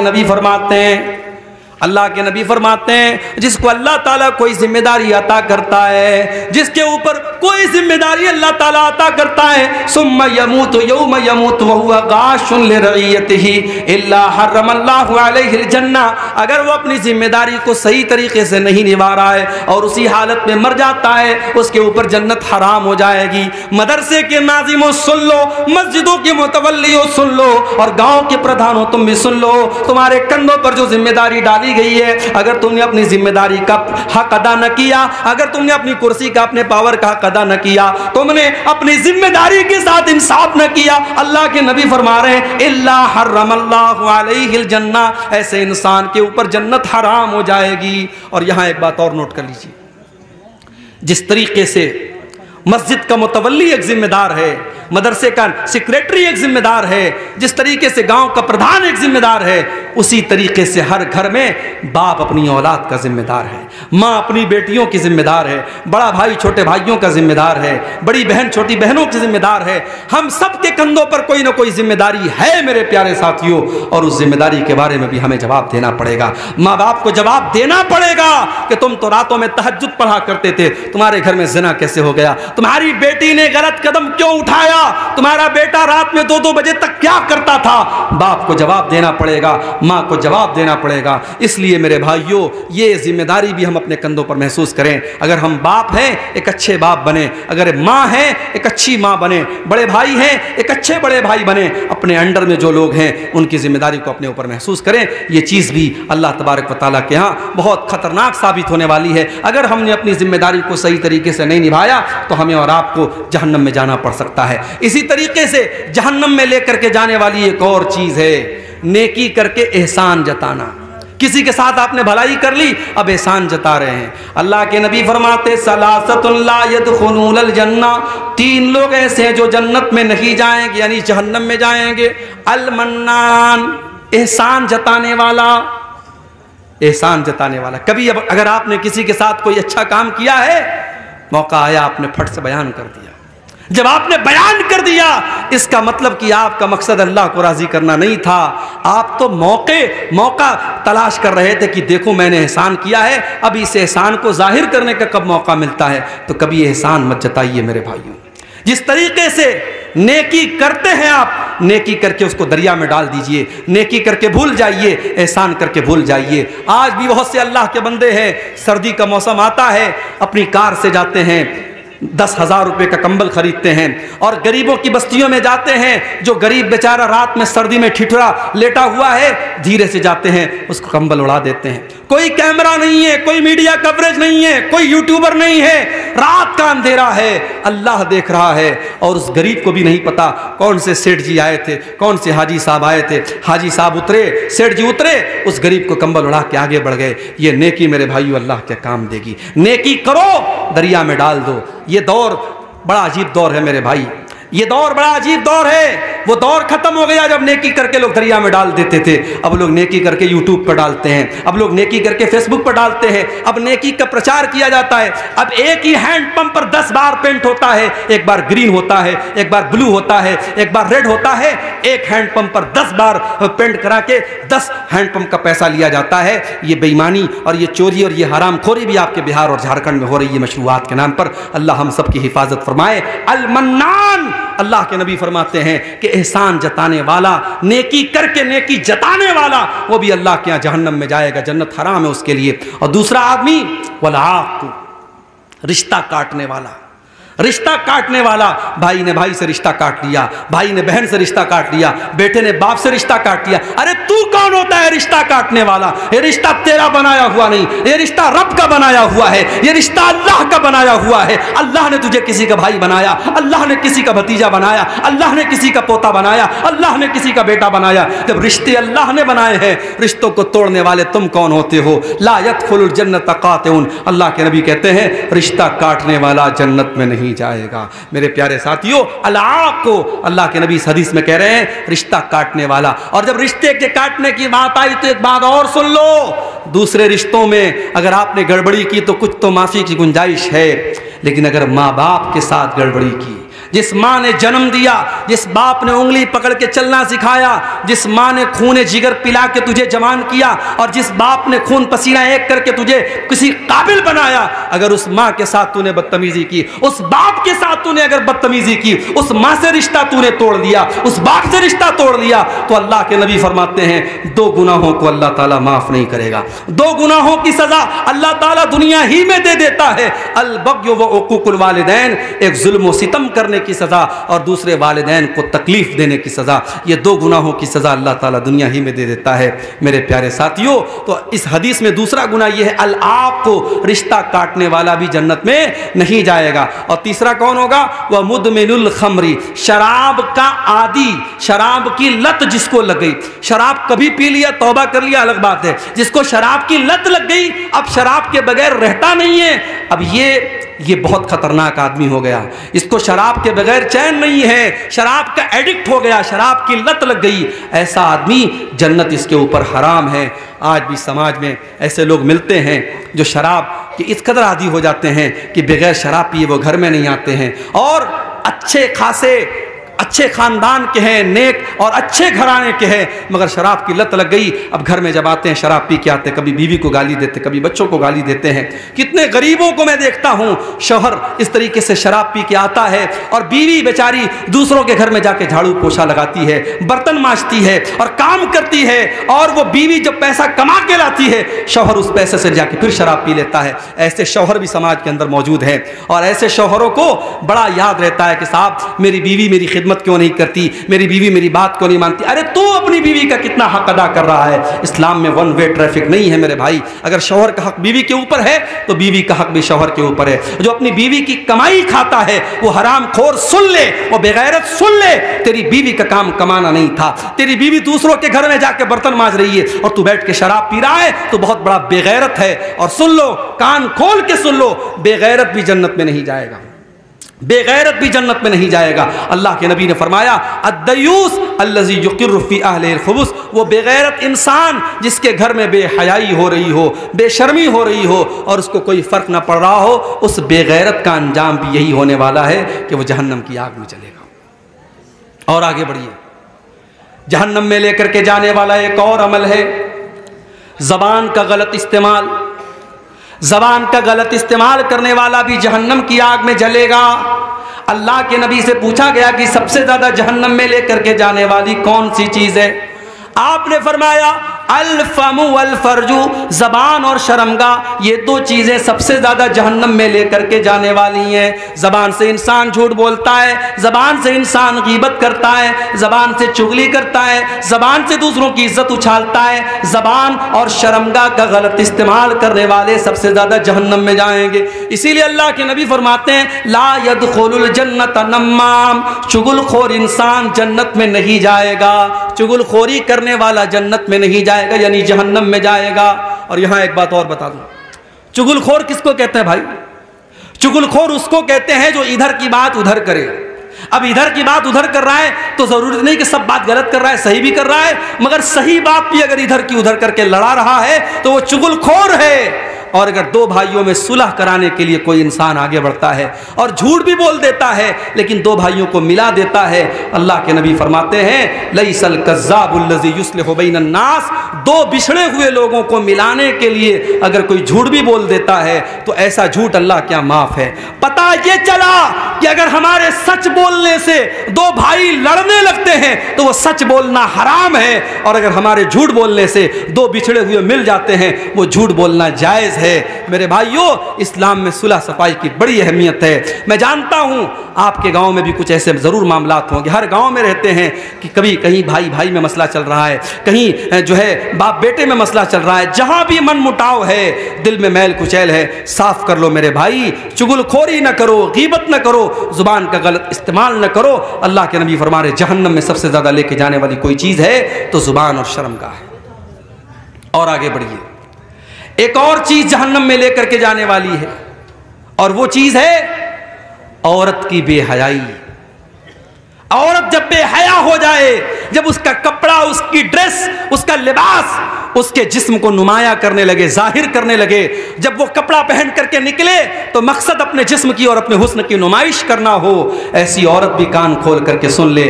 अल्लाह के नबी फरमाते हैं व निसाउन कासियातुन आरियातुन मुमीलातुन माइलातुन, ऐसी औरतें जो कपड़ा पहनने के बावजूद नंगी होंगी।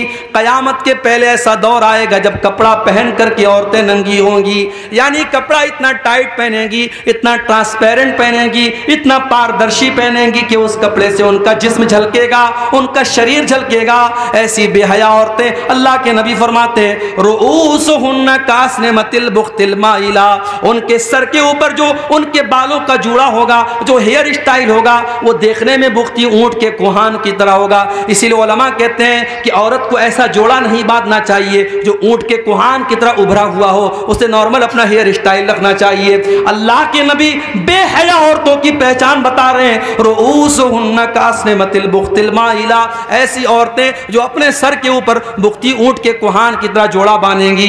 ला यदखुलनल जन्ना, ऐसी औरतें जन्नत की खुशबू नहीं पाएंगी, और जन्नत की खुशबू पाना तो बड़ी दूर की बात है। वला यजिदन रिहाहा, ऐसी औरतें जहन्नम की आग में जाएंगी और जन्नत की खुशबू भी उनको महसूस नहीं होगी। इसी तरीके से तकब्बुर करना, घमंड करना, चाहे पैसे का घमंड हो, चाहे ओहदे का घमंड हो, चाहे अपने समाज में स्टेटस का घमंड हो, तकब्बुर भी इंसान को जहन्नम में लेकर के जाता है। अल्लाह के नबी फरमाते हैं अला उखबिरुकुम बिअस्हाबिन नार, क्या मैं तुमको जहन्नमी लोगों के बारे में न बता दूं? सहाबा ने कहा अल्लाह के नबी जरूर बताइए। आपने फरमाया कुल्लु उतुल्लिन जवाजिम मुस्तकबिर, हर वो आदमी जो अक्खड़ हो, हर वो आदमी जो बखील हो, और हर वो आदमी जो घमंडी हो। अक्खड़ और बखील होने के साथ साथ जो घमंडी भी है, तकब्बुर भी कर रहा है, वो इंसान जहन्नम में जाएगा। और अल्लाह के नबी एक दूसरी हदीस में फरमाते हैं ला यदखुलुल जन्नत मन काना फी क़ल्बिही मिस्क़ालु ज़र्रतिन मिन किब्र, जिसके दिल में जर्रा बराबर भी अगर तकब्बुर है, घमंड है, वो इंसान जन्नत में नहीं जाएगा। बहुत खतरनाक मामला है मेरे भाई, बहुत खतरनाक मामला है। तकब्बुर से बहुत कम लोग बच पाते हैं। हम और आपकी अल्लाह हिफाजत करे। तकब्बुर इतनी खतरनाक चीज़ है, जर्रा बराबर अगर तकब्बुर हमारे और आपके सीने में है तो जन्नत हराम हो जाएगी। इसी तरीके से और आगे बढ़िए, जहन्नम में लेकर के जाने वाला एक और अमल है, और वो किसी बूढ़े इंसान का अपने सर के और दाढ़ी के बाल में काला खिजाब लगाना। उम्र है 50 साल मगर दिखना चाहता है ये 30 साल का। अरे जब तेरी उम्र 50 साल की होगी तो शर्म किस बात की? तो बाल को जितना भी काला कर ले, दाढ़ी को जितना भी काला कर ले, तू अपने बदन की सिलवटों को कैसे मिटाएगा? तू अपने बदन के रेशों को कैसे मिटाएगा? तेरे बदन की झुर्रियां बताएंगी तू 50 साल का हो चुका है, कितने दिन तक तू धोखा देगा? और जो जितना भी बेहतरीन हेयर डाई लगा ले और कलर लगा ले, 1 हफ्ते के बाद 2 हफ्ते के बाद वो काला कलर उतरने ही वाला है। अल्लाह के नबी फरमाते हैं यकून फी आखिर ज़मानी, आखिरी ज़माने में ऐसे लोग आएंगे यख़ज़िबून बिस्सवाद, जो काले रंग का खिजाब लगाएंगे, काले रंग की मेहंदी लगाएंगे, का हवा से लिल हमाम, जैसे कबूतर के सीने के पास का हिस्सा काला होता है और बाकी हिस्सा सफ़ेद होता है, तो वो अपनी सफ़ेद दाढ़ी और सफ़ेद बाल को काला करेंगे। अल्लाह के नबी फरमाते हैं ला यरीहूना राइहतल जन्नह, ऐसे लोग जन्नत की खुशबू भी नहीं पा सकते, जन्नत की खुशबू भी नहीं पा सकते। मेरे प्यारे साथियों, एक बूढ़ा इंसान समाज में बूढ़ा जब होता है तो अल्लाह के नबी ने उस बूढ़े का एहतराम करने का हमें हुक्म दिया है, मगर जब बूढ़ा अपने बुढ़ापे और अपनी बुजुर्गी का लिहाज न रखे, अपनी सफ़ेद दाढ़ी को काला करे या दाढ़ी को क्लीन शेप करा ले, और अगर कोई बूढ़ा गलत काम करे तो अल्लाह के नबी ने उसको और ख़तरनाक बताया है। आपने फरमाया 3 लोग इतने बड़े बदनसीब होंगे कि क़यामत के दिन अल्लाह ताला उनकी तरफ देखेगा भी नहीं। उन 3 बदनसीब में एक वो इंसान भी होगा वह शैखुन ज़ानिन, जो बूढ़ा होने के बाद भी बदकारी करता है। जवान अगर ज़िना करता है, जवान अगर बदकारी करता है तो अल्लाह ताला के यहाँ उसको सज़ा मिलेगी, मगर अल्लाह ताला के यहाँ सज़ा में कुछ तखफीफ हो सकती है। वो नौजवान कह सकता है कि अल्लाह मैंने जवानी के जज्बात में और जोश में आकर के ये काम कर दिया, मगर जब इंसान 70 साल का 80 साल का बूढ़ा हो गया, जवानी के जज्बात मर गए, ख़त्म हो गए, उस उम्र में अगर उसने ये गलत काम किया है, अब अल्लाह के यहाँ ये बहुत बड़ा गुनाह है, ये माफ़ी के लायक गुनाह नहीं है, अल्लाह ताला ऐसे आदमी की तरफ देखेगा भी नहीं। तो मेरे भाइयों, जो बूढ़े अपनी सफ़ेद दाढ़ियों को काले खिजाब से डाई करते हैं, वो कान खोल करके सुन लें, ला यरीहून राइहतल जन्ना, ऐसे लोग जन्नत की खुशबू नहीं पा सकते। अब 1-2 बातें बयान करके और बात खत्म करता हूं। हराम कमाई खाने वाला भी जहन्नम में जाएगा, हराम कमाई भी इंसान को जहन्नम में लेकर के जाती है। अल्लाह के प्यारे नबी जनाब मोहम्मद रसूलुल्लाह सल्लल्लाहु अलैहि वसल्लम फरमाते हैं कि कुल्लो जसदिन नबत मिन सुहतिन, हर वो बदन और जिस्म जो हराम कमाई से पला बड़ा हो, फन्नारु औला बिही, वो जहन्नम की आग में जाएगा। अभी क्रिकेट का वर्ल्ड कप चल रहा है, मेरे पास मोबाइल पे भी मैसेज आ रहा है, ड्रीम 1 ड्रीम 11 डाउनलोड कीजिए, 1 करोड़ रुपया कमाइए। 1 करोड़ का नाम सुन के कौन उछल नहीं जाएगा भाई? 1 करोड़ किसको पसंद नहीं है? अब नौजवान क्या करता है, ऐप को डाउनलोड करता है। अफगानिस्तान और पाकिस्तान का मैच चल रहा है, अब उस ऐप में उसने पैसा लगा दिया 1 लाख रुपया, उसको लग रहा था यार पाकिस्तान जीत जाएगी, मजबूत टीम है, अफगानिस्तान बिल्कुल कमज़ोर टीम है, उसने 1 लाख रुपया लगा दिया, लेकिन उलटफेर हो गया, अफगानिस्तान ने पाकिस्तान को हरा दिया, इसका 1 लाख डूब गया। फिर इसको और 1 लाख लॉस हो गया, मगर अब इसको लगा कि अब अगला मैच होगा तो मैं और बड़ा पैसा लगाऊंगा, 2 लाख लगाऊंगा, ताकि वो 1 लाख कवर भी हो जाए और 1 लाख और मिल जाए। इस तरीके से आज ऑनलाइन जुआ खेला जा रहा है और हमारा नौजवान उस जुए का शिकार हो रहा है। याद रखो मेरे भाई, अगर ताश के पत्तों के जरिए जुआ खेलना हराम है, अगर लॉटरी हराम है, तो ऑनलाइन भी ये जुआ के जितने ऐप आ रहे हैं ये सब हराम है। और ये हराम कमाई अगर तुमने कमा भी ली और घर में ले भी आए, तो याद रखो उस कमाई के जरिए तुम कभी आबाद नहीं हो सकते। अल्लाह के नबी फरमाते हैं कुल्लो जसदिन नबत मिन सुहतिन, हर वो बदन जो हराम कमाई से परवरिश पाता है, फन्नारु औला बिही, वो जहन्नम की आग में जलाया जाएगा। और यहाँ पर मुझे वो हदीस भी याद आती है, जिस हदीस में अल्लाह के नबी ने फरमाया कि एक आदमी लंबा सफ़र करके आता है और अल्लाह की बारगाह में हाथ उठा के, हाथ फैला के दुआ करता है, या रब्बी कह के दुआ करता है, और इतना लंबा सफ़र करके आया है कि बाल मैले कुचैले हो गए हैं, कपड़े मैले कुचैले हो गए हैं, मगर अल्लाह के नबी कहते हैं वो जो खाना खा के आया है हराम कमाई का है, जो पानी पी के आया है हराम कमाई का है, जो कपड़ा पहन के आया है हराम कमाई का है। ऐसा इंसान जो हराम खा के, हराम पी के और हराम पहन के आया है, फ़अन्ना युस्तजाबु लिज़ालिक, तो ऐ मेरे सहाबा बताओ ऐसे इंसान की दुआ कहाँ से कबूल होगी? मेरे प्यारे साथियों, आज हम रो रो के दुआ कर रहे हैं कि अल्लाह फ़लस्तीनियों की मदद फरमा, फ़लस्तीनियों की मदद फरमा। छोटे छोटे बच्चों की लाशों की फ़ोटो आ रहे हैं, हमें देख करके तकलीफ़ हो रही है, हम दुआ कर रहे हैं मगर अल्लाह की तरफ से कोई मदद नहीं आ रही। क्यों? क्योंकि आज हमारा टारगेट पैसा कमाना है, हलाल की परवाह नहीं, हराम की परवाह नहीं, हमारा एक ही टारगेट है, पैसा कमाना है। जिस तरीके से भी पैसा आए हमें कमाना है। अल्लाह के नबी फरमाते हैं याती अलन्नासी ज़मानुन, क़यामत के पहले वो दौर भी आएगा, ला युबालिल मर्उ मिन ऐना खज़ल माल, इंसान परवाह नहीं करेगा कि माल हलाल तरीके से कमा रहा है या हराम तरीके से कमा रहा है।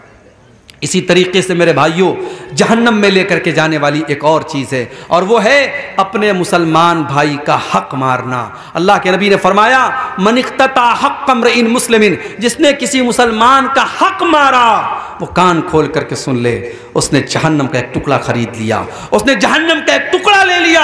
और अल्लाह के नबी एक दूसरी हदीस में फरमाते हैं मैं एक इंसान हूँ, मुझसे गलती हो सकती है, मेरे पास ज़मीन व जायदाद का लोग केस लेके आते हैं, ऐसा हो सकता है किसी की चिकनी चुपड़ी बात सुन करके मैं उसके हक में फैसला कर दूं, वो ज़मीन उसकी नहीं थी, वो जायदाद उसकी नहीं थी, मैंने गलत फैसला कर दिया, जिसका हक नहीं था उसको दे दिया। मगर अगर ऐसा हो गया तो कान खोल करके सुन लो, फ़इन्नमा अक़्तलहु क़ित्अतम मिनन नार, मैं ज़मीन का टुकड़ा नहीं दे रहा हूँ, जहन्नम का टुकड़ा दे रहा हूँ। मेरे प्यारे साथियों, अभी आपने नज़्म सुनी, अभी आपने नज़्म सुनी कि ये ज़िंदगी एक किराए का घर है, एक न एक दिन बदलना पड़ेगा। ये ज़िंदगी किराए का घर है मेरे भाई, यहाँ हमेशा नहीं रहना है, एक दिन मरना है और सारा धन दौलत, ज़मीन जायदाद, बैंक बैलेंस, ज्वेलरी, ये सब छोड़ के जाना है। जो हराम तरीके से आपने दूसरों की ज़मीन हथियाई है, कितने दिन उस ज़मीन का फ़ायदा उठाओगे भाई? जिस दिन मरोगे 2 गज ज़मीन में हम जाएंगे और वो सारी ज़मीन हमारे रिश्तेदारों की, हमारे बच्चों की हो जाएगी। तो अपने लिए हम जिस हराम कमाई को कमाते हैं उसका मज़ा हम कितने साल लेंगे? जिस दिन मरेंगे सारा मज़ा ख़त्म हो जाएगा।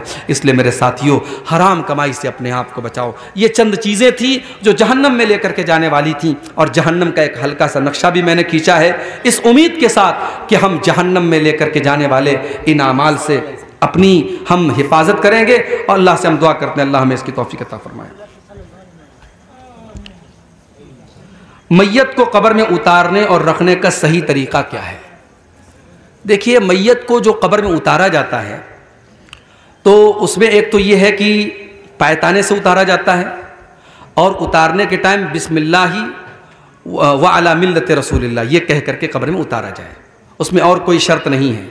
हमारे यहाँ असल में जनाजे के ताल्लुक से बहुत सारी बातें राइज हो गई हैं। अब जैसे किसी इंसान का इंतकाल हो गया तो फ़ौरन लोग क्या करते हैं, किबला रुख करते हैं। कोई ज़रूरी नहीं है, अगर किबला रुख इंसान का इंतकाल हो गया है अच्छी बात है। मौत के टाइम इंसान को अगर ये लगे कि ये मरने वाला है, उस टाइम उसको किबला रुख कर दो, लेकिन मरने के बाद जनाजे को स्पेशली किबला रुख करना इसकी कोई ज़रूरत नहीं है। इसी तरीके से जब मैयत को घर से निकालने लगते हैं तो लोग बड़ी परवाह करते हैं कि सिरहाने से निकालना है कि पायताने से निकालना है, लोग बड़ा कन्फ्यूज़ हो जाते हैं। तो ये सारे मसले हमारे बनाए हुए हैं, इसमें कोई ऐसी टेंशन की बात नहीं है। जहाँ शरीयत ने आपको आज़ादी दी है, इख्तियार दिया है, वहाँ उसको आज़ादी ही रहने दीजिए। कब्र में उतारने के टाइम उसको जो है पायताने की तरफ से उतारेंगे, और उतारने के वक्त हम जो है बिस्मिल्लाहि व अला मिल्लत रसूलिल्लाह पढ़ेंगे। अच्छा, यहाँ पर एक बात मैं और बता दूँ कि कब्र में जब हम मुर्दे को दफन करते हैं तो हम मिट्टी देते हैं। अब मिट्टी जब देते हैं तो वहाँ भी ये सवाल होता है कि मिट्टी देने के टाइम हमें क्या पढ़ना चाहिए। तो बाज़ लोग क्या करते हैं कि वो पहली मरतबा मिट्टी देते हैं तो कहते मिन्हा खलकनाकुम, जो कुरान की आयतें पढ़ते हैं, मिन्हा खलकनाकुम, हमने तुमको मिट्टी से पैदा किया। फिर दूसरी बार जब मिट्टी देते हैं तो पढ़ते हैं वफ़ीहा नुईदुकुम, और फिर तीसरी बार जब मिट्टी देते हैं तो पढ़ते हैं वमिन्हा नुखरिजुकुम तारतन उखरा, कि इसी मिट्टी से हम तुमको दोबारा निकालेंगे। तो अब ये कुरान की आयत है, इसको 3 बार मिट्टी देने में फिट कर लिया गया, लेकिन इसका कोई सबूत नहीं है। आप मिट्टी देने के टाइम कुछ ना पढ़ें कोई मसला नहीं है, ज़्यादा से ज़्यादा बिस्मिल्लाह, हर अच्छा काम बिस्मिल्लाह करके किया जाता है, तो मिट्टी देने के टाइम भी आप बिस्मिल्लाह पढ़ दें। बाकी ये जो दुआ पढ़ी जा रही है, जो कुरान की आयत पढ़ी जा रही है, मुनासिब नहीं है। इसी तरीके से कहीं कहीं जनाजे की नमाज में क्या होता है, इमाम साहब के लिए वो आता है मुसल्ला, इमाम साहब के लिए अलग से मुसल्ला आता है। भाई मुसल्ले का यहाँ कोई काम नहीं है, मुसल्ला सजदा करना होता तब काम होता, यहाँ ज़मीन पर हम पढ़ रहे हैं, मुसल्ले का कोई काम नहीं है। इसी तरीके से अब अगर जनाजे की नमाज कहीं बाहर हो रही है तो अब जूता चप्पल लोग पहन करके जनाजे की नमाज पढ़ते हैं, ठीक है, जायज़ है, लेकिन जूता चप्पल में गंदगी भी लगी हो सकती है, पाखाना भी लगा हो सकता है। तो अब कुछ लोग क्या करते हैं कि जब जूता चप्पल पहन के जनाजे की नमाज पढ़ते हैं तो वो जूता चप्पल उतारते हैं और उतार करके उसी के ऊपर खड़े हो जाते हैं, पैर रखते हैं और जनाजा की नमाज पढ़ते हैं। तो भाई इससे क्या फ़ायदा हुआ? अगर उस चप्पल में गंदगी लगी है और आपने चप्पल उतार के चप्पल पर आप खड़े हो गए तो अभी भी आप गंदगी के ऊपर खड़े हैं। तो चप्पल में, जूते में अगर गंदगी लगी है तो उसको धोना ज़रूरी नहीं है। हदीस में आता है कि उस जूते चप्पल को आप ज़मीन पर रगड़ लीजिए, वो पाक हो जाएगा। तो जब जनाजे की नमाज आप जूता चप्पल पहन के पढ़ रहे हो तो आप एक बार चेक कर लीजिए, अगर उसमें कोई गंदगी लगी है बस ज़मीन पर उसको एक दो बार रगड़ लीजिए, पाक हो गया। अब आप उस जूता चप्पल को पहन के जनाजे की नमाज पढ़ सकते हैं। जनाजे को सामने रख करके मैयत के रिश्तेदारों से नमाज के मुताल्लिक पूछना कैसे? अब ये भी बस एक रिवाज है, जनाजा रेडी है, सफ लग चुकी है, अब जो मैयत का कोई बड़ा रिश्तेदार है, उसके मामा है, नाना है, दादा है, उनको आवाज़ दी जाती है, हाजी साहब कहाँ हैं, फलाने कहाँ हैं। अब जब तक वो हाजी साहब बेचारे वो थोड़ा ऊंचा भी सुनते हैं, बड़ी मुश्किल से उनको सुनाई देता है, वो बिल्कुल पीछे रहते, ऐसे मौके पर जो रिश्तेदार होते हैं ना एकदम पीछे होते हैं, तो बड़ी मुश्किल से उनको खोजा जाता है। फिर वो हाथ उठा के कहते हैं हाँ मौलवी साहब इजाज़त है, तब जनाजा पढ़ाया जाता है। ये सब फालतू की रस्म है, इसकी कोई ज़रूरत नहीं है। जब आपने इमाम साहब को पहले से ड्यूटी दे दी कि आपको जनाजे की नमाज़ पढ़ाना है, इमाम साहब आए, सब लग चुकी है, तो भाई नमाज शुरू कर दो। ये एक सिस्टम जो बना के रखा है कि घर के बड़े और ख़ानदान के बड़े से इजाज़त दी जाती है, यहाँ इस इजाज़त का कोई मतलब नहीं है और ना उसकी कोई ज़रूरत है। और एक तरीका है इसमें कि जी वो नमाज आइंदा पढ़ें, अगर नमाज नहीं पढ़ते उससे रिश्तेदार, जी जी, तो वादा क्या करवाया जाता है, अच्छा, कान पकड़ाया जाता है। किससे?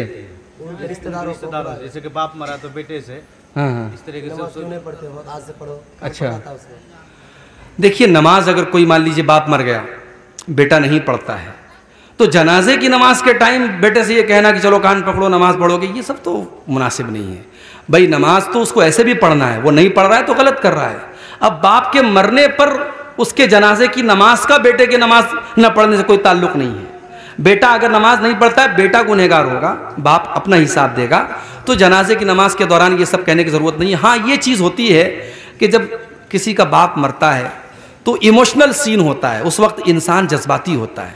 उस वक्त आप देखते होंगे कि जो बेटा कभी बाप की कदर नहीं करता था, बाप के मरने के बाद बाप की कदर करने लगता है। बाप के नाम पे मदरसे में लाख लाख रुपया लोग चंदा दे देते हैं। तो अब कुछ लोग इस जज्बे को, इस इमोशन को कैश करते हैं कि ये अच्छा मौका है, लोहा गर्म है, चोट मार दो। उस मौके पर अगर कुछ समझाया जाता है तो बेटा मान जाता है। तो वो एक अलग सोच हो सकती है, मगर उसको एक रिवाज बना देना और बेटे से इस तरीके से कान पकड़वाना, ये बहरहाल मुझे तो बिल्कुल भी मुनासिब नहीं लग रहा है। बाकी आप अपने इलाके के जो मकामी उलमा हैं उनसे आप समझ लें। शादीशुदा ज़िनाकार मर्द औरत को हिंदुस्तान के कानून के ख़िलाफ़ है, तो शरई दलील क्या है? देखिए जाहिर है कि हम हिंदुस्तान में रहते हैं, यहाँ कोई शरई कानून तो लागू नहीं है, यहाँ इंडियन क्रिमिनल लॉ लागू है। यहाँ चोर चोरी करेगा तो उसका हाथ थोड़ी काटा जाएगा, कातिल को की गर्दन थोड़ी मारी जाएगी। तो यहाँ हम इंडियन क्रिमिनल लॉ के तहत ही ज़िंदगी गुजार रहे हैं, और चूँकि हम इस मुल्क में रहते हैं तो इस मुल्क के कानून के दायरे में ही हम रहेंगे। तो अगर कोई मान लीजिए ज़िनाकार है, लड़का लड़की ने ज़िना किया, तो हमारा इंडियन लॉ तो ये कहता है उसने कोई गलत काम किया ही नहीं। अगर आपस की सहमति से किया तो उसमें कुछ गलत नहीं है, उसको कानून के हिसाब से कोई सज़ा नहीं दी जाएगी।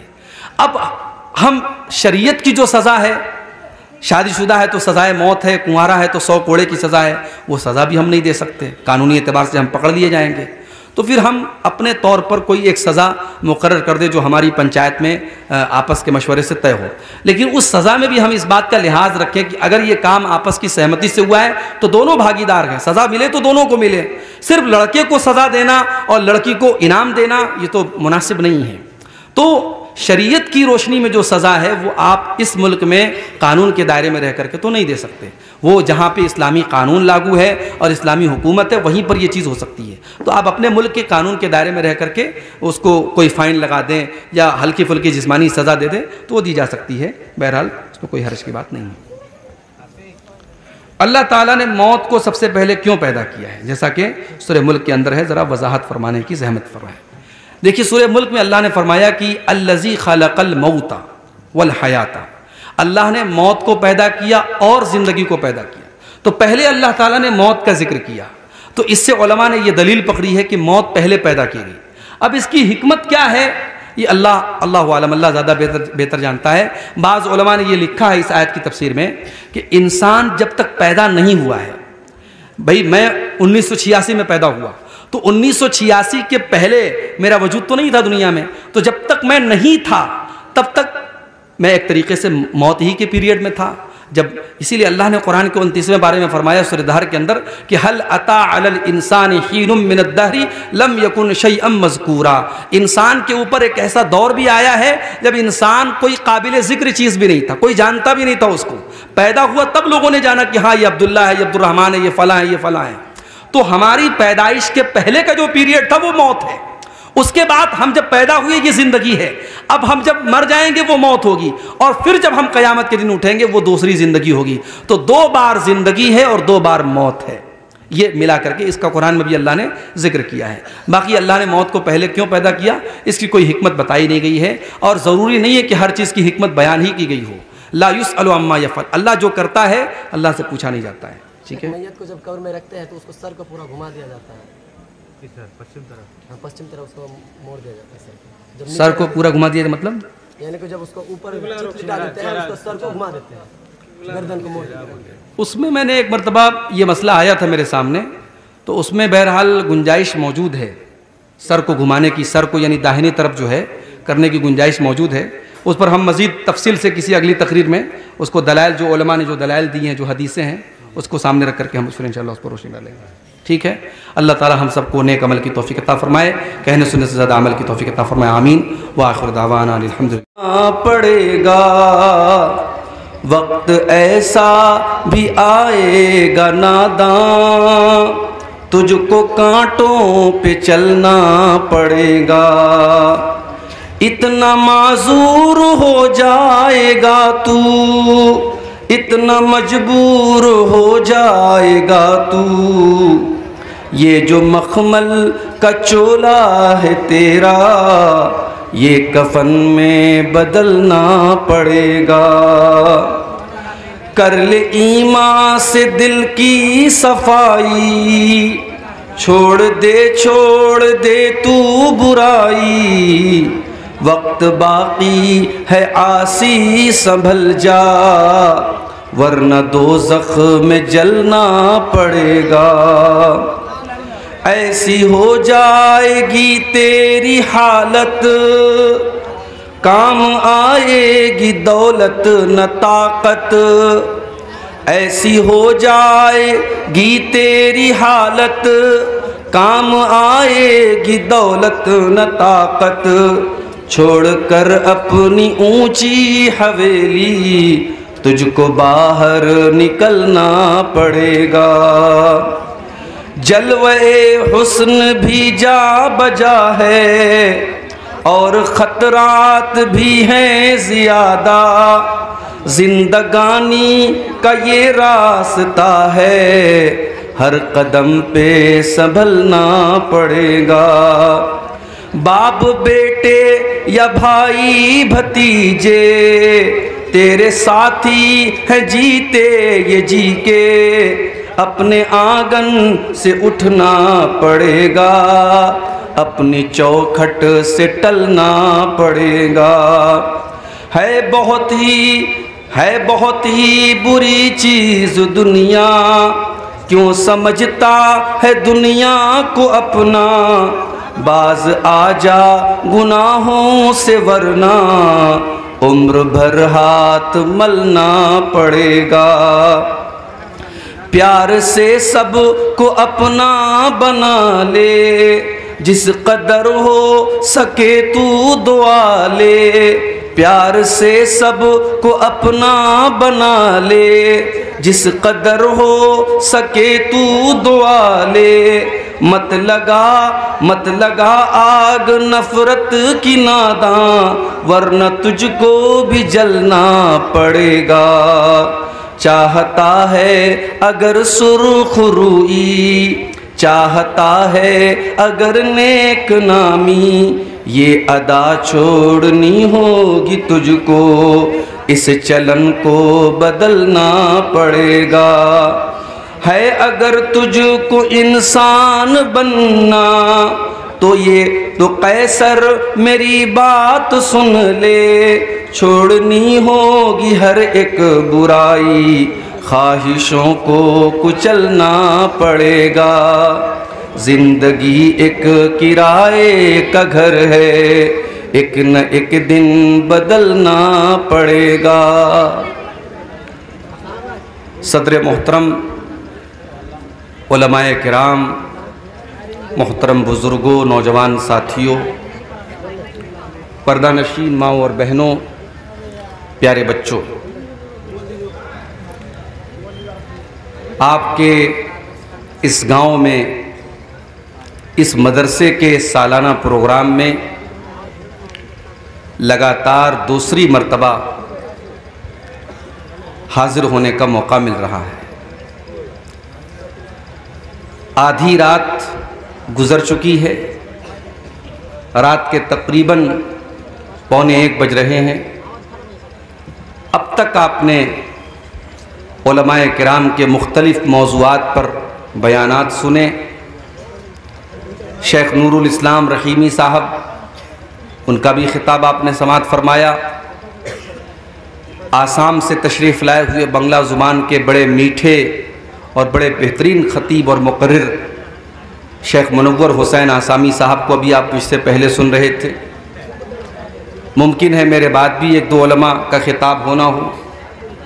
ये जलसे, ये तकरीरें, ये प्रोग्राम मेरे भाइयों हमारे ईमान में इजाफ़ा करने के लिए, हमें सीधा रास्ता बताने के लिए और शैतान के रास्ते से हमें बचाने के लिए ये बातें होती हैं।